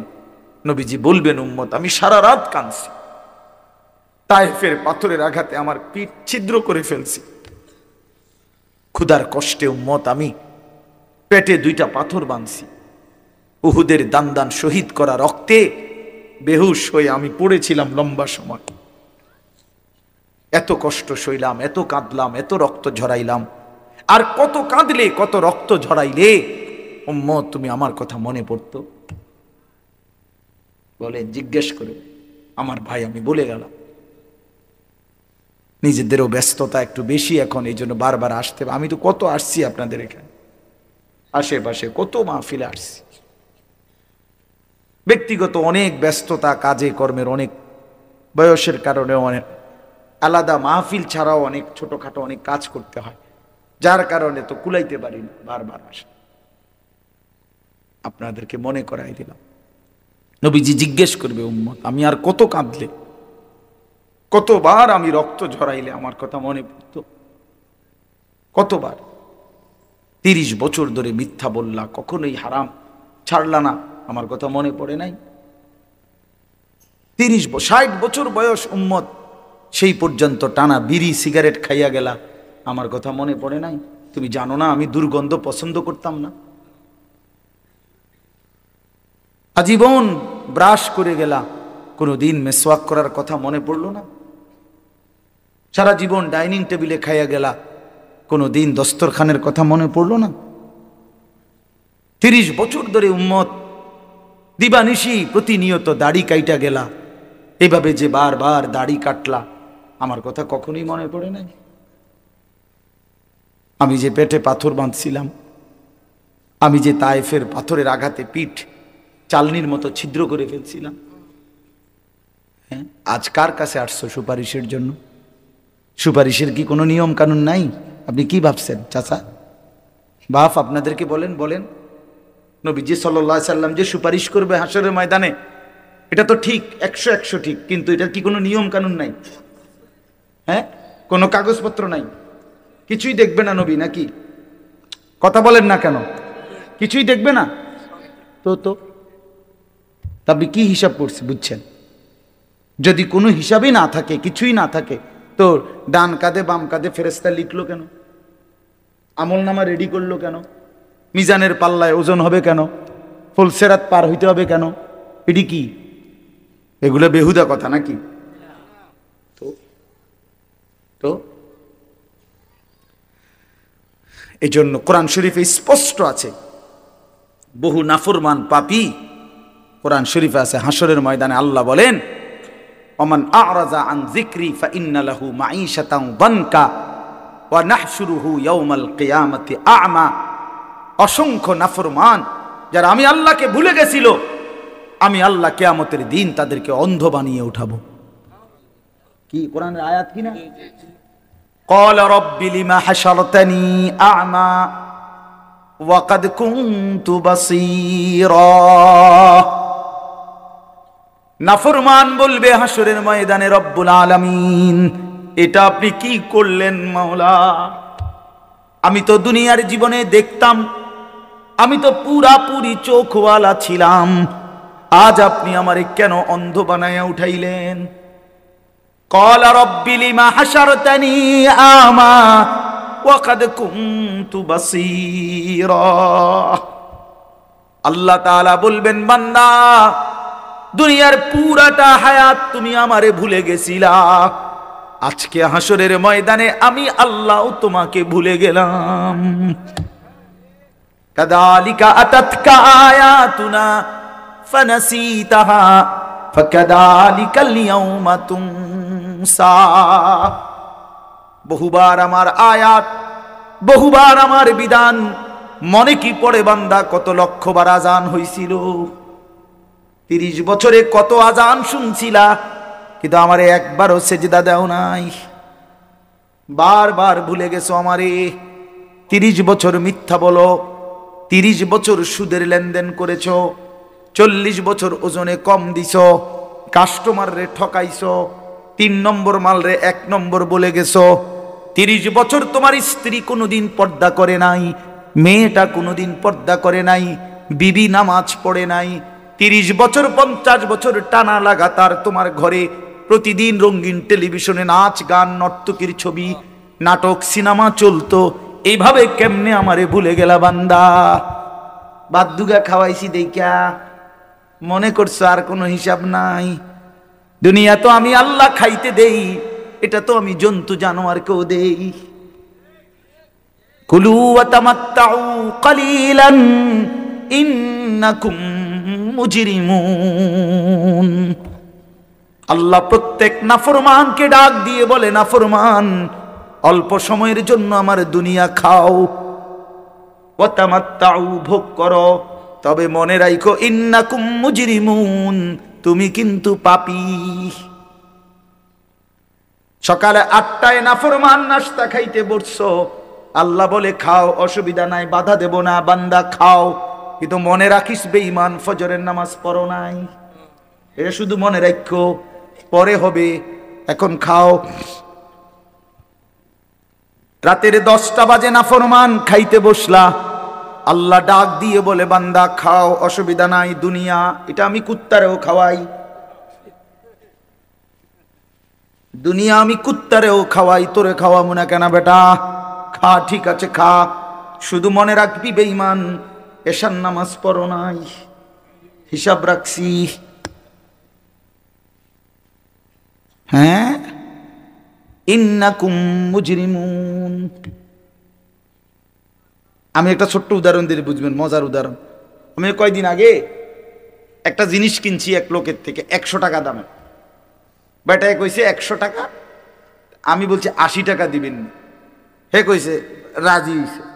আমি 100 টাকা মালটা আমারে দিছে, 100 টাকার নোট দিছি, এবারে হেবাটা আমারে 20 টাকা দেয় না, ফেরত দেয় না।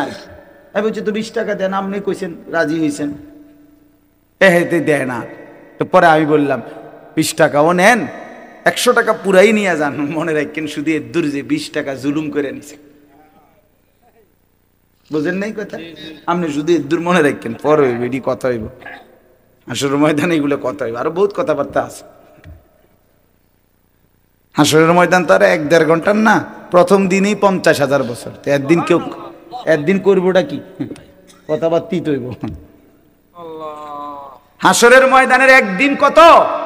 50,000 বছর। কোরআন শরীফের আয়াতে আল্লাহ বলেন, তাহলে একদিন লাগাইয়া কর্মটা কি, কথা হইব অনেক। হ্যাঁ, কার সময় নিয়ে ফিডা হইব, ধীরে ধীরে সুন্দর করে যত্ন করে ফিডা, টাঙ্গাইয়া ফিডা। কি মনে করছো বান্দা? এজন্য আল্লাহ তাআলা বলে, বান্দা নাফরমান দুনিয়া ভোগ করবে, ঈমান কোনো অসুবিধা নাই, দুনিয়া আমি কুত্তারও ভোগ করাই, জানোয়ারকেও ভোগ করাই। ऐसे रहे या वैसे रहे, वहां देखना फिर कैसे रहे। দুনিয়া এমনে থাকো আর হেমনে থাকো, সুখে কিংবা দুঃখে, হাসি কিংবা কান্নায়, দুনিয়া একভাবে না একভাবে পার হয়েই যায়। দেখার বিষয় হলো ওইখানে কেমন থাকবে। বুঝেন নাই? এটা বুজুর্গদের কথা, আল্লাহওয়ালারা এটা বলে, ऐसे रहे या वैसे रहे, এমনে থাকো বা হেমনে থাকো, দুনিয়া একভাবে থাকাই হবে, কিন্তু ওয়াহা দেখনা ফির कैसे रहे, দেখার বিষয় হলো সেখানে কেমন থাকে। আল্লাহ আমাদেরকে বুঝ দান করেন। তো আল্লাহ তাআলা আমাদেরকে এখানে 3টা কথা বলছেন, মনে করাইছেন। আপনি 1 মিনিট। 1 নম্বর কথা হলো আল্লাহ তাআলা মানুষকে সৃষ্টি করেছেন 7টি ধাপে। কয়টি ধাপে?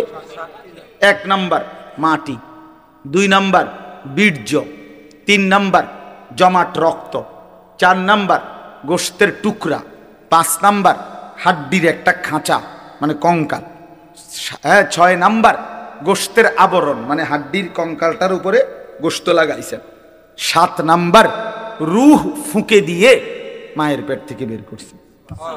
এই কয়টা হলো ভাই? 7টা। এই 7টার মধ্যে প্রথমটা মাটি। তো এই মাটি থেকে আমাদের সৃষ্টি, কিন্তু পৃথিবীর কোন মাটি থেকে আমাদের সৃষ্টি, আমার উপাদানটা কোনটা ছিল, আমরা কেউ এটা জানতাম না। এবং কত হাজার বছর থেকে মাটিটা আল্লাহ তাআলা আমার সৃষ্টির জন্য এই পৃথিবীতে সংরক্ষণ করছেন। পৃথিবীর কোনো কাগজে পত্রে কম্পিউটারে কোথাও কারো হিসাবে কারো জানা ছিল না। ছিল লম্বা সময় ধরে এই মাটি পৃথিবীতে আল্লাহ তাআলা সংরক্ষণ করছে। এলো 1 নম্বর বিষয়। 2 নম্বর বিষয় হলো মাটি থেকে সরাসরি বীর্য না, বরং মাটি থেকে একটি নির্দিষ্ট পরিমাণ খাবার জমিন থেকে উৎপন্ন করছেন আল্লাহ। সেই নির্দিষ্ট পরিমাণ খাবার থেকে খাদ্য, শস্য, শাক, সবজি, গোশত, মাছ ইত্যাদি, ভাত চাল। তো এগুলো আবার একটা নির্দিষ্ট পরিমাণ আমার আব্বা বক্ষণ করছেন, বাবা। তো বক্ষণ করার পরে বাবার বীর্য তৈরি হইছে। তো বাবা মায়ের একটি নির্দিষ্ট মিলনে কোনো একদিন আল্লাহ তাআলা বাবা মায়ের উভয়ের বীর্য একত্রিত করে মায়ের জরায়ুর মধ্যে স্থাপন করেছেন। সেখান থেকে আবার 9 মাস 10 মাস লাগায়া ধীরে ধীরে ধীরে ধীরে তৈরি করে সাজিয়ে নাক চোখ কান দিয়ে একদিন রূহ ফুঁকি দিয়ে আমার এই পৃথিবীর আলো বাতাস দেখাইছেন। তো আল্লাহ তাআলা বলে, বান্দা আচ্ছা একটু ভাবো তো, সেই কতদিন তুমি মাটি ছিলা, কতদিন খাদ্যের উপাদান হিসাবে ছিলা, কতদিন তোমার বাবার বীর্য হিসাবে ছিলা, কতদিন পরে মা আর বাবার মিলন হয়েছে, সেখান থেকে আবার কতদিন লাগায়া তোমারে মায়ের পেটে রেডি করে পৃথিবীতে পাঠাইছি। এই যে লম্বা সময়, 1000 বছর, 100 বছর, যুগ যুগ ধরে তো কেউ জানতো না তোমার নাম, তোমার কোনো উল্লেখ ছিল না, তোমার কোনো আলোচনা ছিল না, পৃথিবীতে তোমার কোনো হিসাব ছিল না, কোনো আদমশুমারিতে তোমার নাম ছিল না, কারো কোনো আলোচনায়, বিশ্লেষণে, পর্যালোচনায়, গবেষণায় তোমার কোনো নাম ঠিকানা ছিল না। আমি আল্লাহ এই সেই অনস্তিত্ব, অপরিচিত, অচেনা জগৎ থেকে আমি আল্লাহ তিল তিল করে ধীরে ধীরে লম্বা যুগ পার করে একদিন তোমার এই পৃথিবীর আলো বাতাস দেখাইলাম। আমি আল্লাহ একাই, সেই আমাকে আইসা এই জমিনে পাঠাইবার পরে ভুলে গেলাম। কামটা করলা কি? কেমনে আমারে ভুলে গেলা বান্দা? আমারে ভুললা কেন? তুমি জানো আমি তোমারে কতদিন যাবত লালন করেছি, তোমারে বানাইবার জন্য আমি কত দীর্ঘ সময় ব্যয় করেছি। অথচ আল্লাহ তো কুন বললেই হয়ে যায়। কথা বলেন না? আল্লাহ কুন বললে হয় না? তো সেই আল্লাহ এত লম্বা সময় লাগিয়ে আমাদেরকে সৃষ্টি করেছেন। এই যে আল্লাহ বলেন, হাল আতা আলাল ইনসানি হিনুম মিনাদ দাহর, মানুষদের উপর দিয়ে লম্বা যুগের পর যুগ অতিবাহিত হয়েছে, লাম ইয়াকুন শাইআম মাযকুরা, যখন তাদের কোনো নাম নিশানা উল্লেখ করার মতো কোনো পরিচিতি বস্তু ছিল না। ইন্না খালাকনাল ইনসানা মিন নুতফাতিন আমশাজ, আল্লাহ বলেন এরপরে নির্দিষ্ট একটা সময়ে স্বামী স্ত্রী উভয়ের মিশ্র বীর্য থেকে আমি আল্লাহ মানুষকে সৃষ্টি করেছি। এখন প্রশ্ন হইল, এই কথাটা আবার বুঝেন, প্রশ্ন হইল কেন বানাইছে আল্লাহ মানুষকে? এতদিন লাগাইয়া কেন বানাইলেন? তো আল্লাহ তাআলা বলেন, নাবতালিহি নাবতালিহি, বান্দা এত লম্বা সময় লাগিয়ে তোমাকে বানিয়েছি পরীক্ষা করার। কি করার জন্য? এই আর 5টা মিনিট, এই কথা শেষ। পরীক্ষা করার জন্য, পরীক্ষা করার, পরীক্ষা করার জন্য, পরীক্ষা করার জন্য। পরীক্ষা কি? পরীক্ষা হইল আমি তোমার একটা নির্দিষ্ট হায়াত দিলাম, কাউরে 60, কাউরে 70, কাউরে 50, কাউরে 30, কাউরে 90, যাকে যেটুকু হায়াত দিছি, দুনিয়ায় থাকতে দিছি, এটুকু সময়ে পরীক্ষা করতে চাচ্ছি তুমি কি জান্নাতে যেতে চাও না জাহান্নামে। এই পরীক্ষা, এই পরীক্ষার জন্য পৃথিবীতে থাকতে দিছি। বইয়া বইয়া বাত কতটি খাওয়ানোর লাগে, এনে বন সাবানের লাগে না, আর সিরা খাওয়ানোর লাগে, গপ পারণের জন্য না, আর বিড়ি খাওয়ার জন্য না, আর চা দোকানে আলাপ করার জন্য না, আর মোবাইল টিপার জন্য। আল্লাহ বলেন পরীক্ষা করার জন্য। এখন আসেন, আল্লাহ তাআলা বলেন, বান্দা আমি যদি প্রশ্ন করি আল্লাহকে, আল্লাহ আমি পরীক্ষায় উত্তীর্ণ হওয়ার জন্য, আমি জান্নাতের রাস্তা পাওয়ার জন্য আপনি আমারে কি দিছেন? আমি পরীক্ষায় উত্তীর্ণ হওয়ার জন্য আমারে দিলেন কি? তো আল্লাহ তাআলা বলেন, আমি তোমারে 3টা জিনিস দিছি। কয়টা জিনিস? 1 নাম্বার, আমার সমস্ত হুকুম মানার যোগ্যতা আমি তোমার পুরা শরীরের মধ্যে 100 দিয়েছি। এমন একটি হুকুম নাই যেটা তোমার দেহে পালন করার মতো সক্ষমতা নাই, এমন কোনো বিধান আমার নাই। আমি আল্লাহ শরীরটাকে এমন যোগ্যতা দিয়েই বানাইছি যে আমার ইবাদত 100 মানার মতো যোগ্যতা সম্পূর্ণ বডি এটা। সুবহানাল্লাহ, কারণ এটা আমি বানাইছি। কে বানাইছে? আল্লাহ বানাইছে। মনে করেন আমারে বলছে রুকু দিত, কিন্তু আমার কোমরটাই মনে করেন বাঁকা হয় না, সোজা। তো তাইলে না আমি বলতাম যে আল্লাহ আপনি আমার উপরে জুলুম করছেন, আমার কোমরে বাঁকা হয় না, আপনি আমারে কোন কি দিতাম? রুকু দিতাম। এটা কি এমন? আমারে আল্লাহ বললেন সেজদা দিতে, কারণ আমি নিচের দিকেই যাইতে পারি না, ঠিক আছে না? আমি নিচের দিকে যাইতে পারি, আমার কনুইও ভাঙ্গে না, আমার হাঁটুও ভাঙ্গে না, তা আমি সেজদা দিব কেমনে?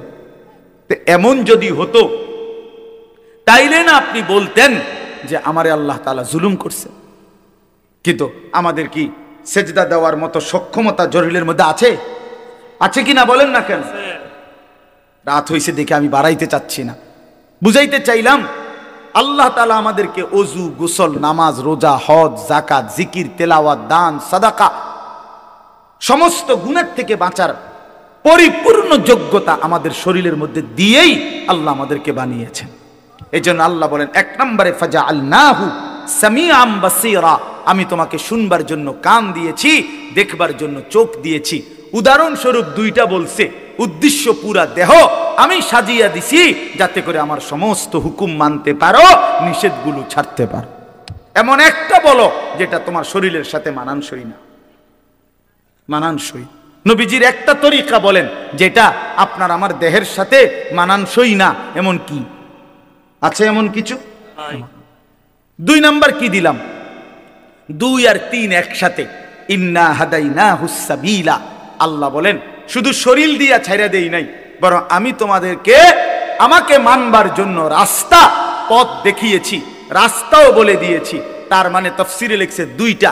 1 নাম্বার হলো আমি আল্লাহ তোমাকে জান্নাতের রাস্তা, পরীক্ষায় উত্তীর্ণের রাস্তা পাওয়ার জন্য, বুঝাইয়া দেওয়ার জন্য নবী এবং রাসূল আর নবী রাসূলদের পরে যুগে যুগে উলামায়ে কেরাম তোমাদের কাছে দিয়েছি, যারা তোমারে জান্নাতের রাস্তা, হেদায়েতের রাস্তা, আল্লাহকে পাওয়ার রাস্তা, পরীক্ষায় পাশ করার রাস্তা শতভাগ বলে দিয়েছে। এই কটা হলো 2টা। 1 হলো শরীরের মধ্যে মানার কি দিছি, যোগ্যতা দিছি। 2 হলো বুঝাইয়া বলার জন্য নবী রাসূল এবং এরপরে উলামায়ে কেরামকে দিয়েছি, ঠিক কি না? 3 নাম্বার বুঝবার জন্য আমি আল্লাহ আসমানি কিতাব দিয়েছি। সুবহানাল্লাহ। তে এখন কি সমস্যা কও বান্দা? বুঝছেননি আমার কথাটা? এটাই শেষ কথা। আপনি বলেন আপনি নষ্ট হইলেন কেন? আমি নষ্ট হইলাম কেন? ছেলেরা চরিত্রহীন হইলা কেন? কেন নামাজ পড়ো নাই? শরীরে কোনো যোগ্যতা ছিল না এজন্য? কেন নামাজ পড়ো নাই? কেউ বুঝাইয়া বলার ছিল না এজন্য? কেন নামাজ পড়ো নাই? কোনো কিতাবে লেখা দেখতে পাও নাই এজন্য? বলেন না কেন? কথা বলেন না কেন? তাইলে আল্লাহ তাআলা আমাদের আল্লাহকে মানার যোগ্যতা শরীরে দিয়েছেন, বুঝাইয়া বলার জন্য নবী রাসূল এবং তারপরে উলামায়ে কেরাম দিয়েছেন, বুঝবার জন্য কিতাব দিয়েছেন। তো আল্লাহ বলেন এবার আমি শুধু দেখতে চাই ইম্মা শাকিরা ওয়া ইম্মা কাফুরা, কে কে এই 3টি জিনিস পাওয়ার পরেও কে কে আমার অনুগত আর কে অবাধ্য। ঠিক আছে, চলো খাও, খাও দাও, ফুর্তি করো, দুনিয়া ভোগ করো, শুধু আমি খেয়াল রাখতেছি যে অনুগত কে, অবাধ্য। কথা বুঝছেন না? হিসাব হইতে আছে, হিসাব হচ্ছে। কথা বলেন না কেন? ডানে বামে কেউ লিখতেছে, হিসাব হচ্ছে। আল্লাহ বলেন পরে হিসাব খাতাপত্র পরে দেখাম, এখন খাও। ওই যে একটু আগে বললাম, আল্লাহ বলছে দুনিয়া খাও বান্দা, শুধু মনে রাখো তুমি বাটফা, শুধু এটা মনে রাখো, ভাত খাও কোনো অসুবিধা নেই, যে তুমি যে সিটার, শুধু এই কথাটা মনে রাখো। তুমি হারামখোর, তুমি সুদখোর, ঘুষখোর, তুমি নির্লজ্জ, বেহায়া, বেহায়া, বেহায়া। আল্লাহর হুকুম যে মানে না সেটা বেহায়া বেটা। এই আল্লাহ বলেন এবার যারা অবাধ্য, আমার নাফরমানি করলো, আমি তাদের জন্য ইন্না আ'তাদনা, এই 4র্থ আয়াত, ইন্না আ'তাদনা লিল কাফিরিনা সালাসিলা ওয়া আগলালা ওয়া সাইরা, আমি আমার নাফরমান বান্দাদের জন্য আখিরাতে রেডি রাখছি 3 জিনিস। কয় জিনিস? 1 নাম্বার আগুনের শিকল, 70 গজ লম্বা, 70 হাত লম্বা আগুনের শিকল। হ্যাঁ, 70 জিরাআন ফাসলুকু, 70 হাত লম্বা আগুনের শিকল রেডি রাখছি, যেটা দিয়ে তোমারে পেঁচানো হবে, বাঁধা হবে। আর কি? আগলালান, 2 নাম্বার হলো তোমার জন্য আমি আল্লাহ তাআলা বেড়ি রাখছি, যেটা দিয়ে তোমার 2 হাত কনুইয়ের সাথে, কাঁধের সাথে বাঁধ দেওয়া হবে। এই 2 হাত এভাবে কাঁধের সাথে বাঁধ দিয়া রাখা হবে। সরাসরি তাফসীরে আছে। আশ্চর্য হলো, একজন সাহাবী বলছেন, আবু দারদা রাদিয়াল্লাহু তাআলা আনহু, এই কথাটা খুব সুন্দর, আমার সবচেয়ে মজা লাগছে তাফসীরে পড়ে। উনি বলছেন, হে আল্লাহর বান্দা, আজকে তোমারে আল্লাহ তাআলা বলছে নামাজের জন্য হাত উঠাও। এমনি নামাজের জন্য হাত উঠাইতে হয় না? নামাজ শুরু করে কেমনে? হাত উঠাইতে হয় কিনা? তো বলেন আল্লাহ বলে, উনি বলেন যে আল্লাহ আজকে তোমারে বলছে নামাজের জন্য হাত উঠাও, তাইলে তোমার আখিরাতে জান্নাত মিলবে। তো তুমি হাতটা উঠাইলা না নামাজের জন্য। আল্লাহ বলছে, তিনি বলেন একদিন সত্যি সত্যি আল্লাহ হাসরের ময়দানে তোমার হাতটা উঠাবে, কিন্তু সেদিন হাতটা আগুনের বেড়ি দিয়া বান দিয়া দিবে। আজ উঠাইলে সেজদা হইতো, আজ উঠাইলে নেকি হইতো, আজ উঠাইলে জান্নাত মিলতো। সেদিন উঠাবে ঠিক, কিন্তু সেটা আর জান্নাতের জন্য না, জাহান্নামে ফেলবার জন্য। হাত উঠাইতে হবে। হাত কি উঠাইতে, আজ তো সুন্দরভাবে উঠাইলা না, আজ উঠাইলে নেকি হইতো। ওয়াসাইরা, আল্লাহ বলেন আর আমি রেডি রাখছি সমস্ত নাফরমানের জন্য জাহান্নামের আগুন। এরপরে ইন্নাল আবরারা, শেষ, ইন্নাল আবরারা ইয়াশরাবুনা মিন কাসিন কানা মিজাজুহা কাফুরা। আল্লাহু আকবার। আল্লাহ তাআলা বলেন আমি আমার নেককার বান্দাদের জন্য রেখেছি সুগন্ধিময় জান্নাতের ঝর্ণা কাফুর। এই কাফুর একটি ঝর্ণার নাম, জান্নাতের একটি স্পেশাল ঝর্ণা। এই কাফুর ঝর্ণা থেকে মিশ্রিত সুগন্ধিময় পানীয় শরাব আমি আল্লাহ আমার বান্দার জন্য জান্নাতে রেডি রাখছি। আমি মেহমানদারি করব শরাব দিয়ে, দুনিয়ার এই শরাব না, দুনিয়ার এই মদ না, জান্নাতের কাফুর মিশ্রিত শরাব। সুবহান। এই পানীয় এরপরে আরো আছে, আরো কি কি দিব এটি আমরা পরে শুনি, আগে পানি দেখা। এরপর রায় দিয়ে গেছে, আর বেশি দরকার নেই, বাকিগুলো আছে সামনে। আইনান ইয়াশরাবু বিহা ইবাদুল্লাহ ইউফাজ্জিরুনাহা তাফজীরা। রব্বুল আলামিন বলেন অত্যন্ত সুগন্ধিময় শরাব দিয়ে আমি আমার বান্দাকে জান্নাতে আপ্যায়ন করব। ওই যে বললাম একটু আগে, মাওলানা বললেন দাউদ আলাইহিস সালাম কিতাবের মধ্যে আছে ৭০,০০০ বছর ধরে আল্লাহর কালাম তেলাওয়াত করার পরে আল্লাহ তাআলা বলবেন জান্নাতি বান্দা আর শুনবা কিনা? জান্নাতি বান্দা বলবে শুনবো। আল্লাহ রব্বুল আলামিন তখন বন্ধুকে বলবেন, বন্ধু আমার, এবার আপনি আমার জান্নাতি বান্দাদেরকে আমার কালাম তেলাওয়াত করে শোনান। আল্লাহর নবী সাল্লাল্লাহু আলাইহি ওয়াসাল্লাম, নবীজি সাল্লাল্লাহু আলাইহি সাল্লাম এবার তিনিও আবার কোরআন তেলাওয়াত করবেন ৭০,০০০ বছর।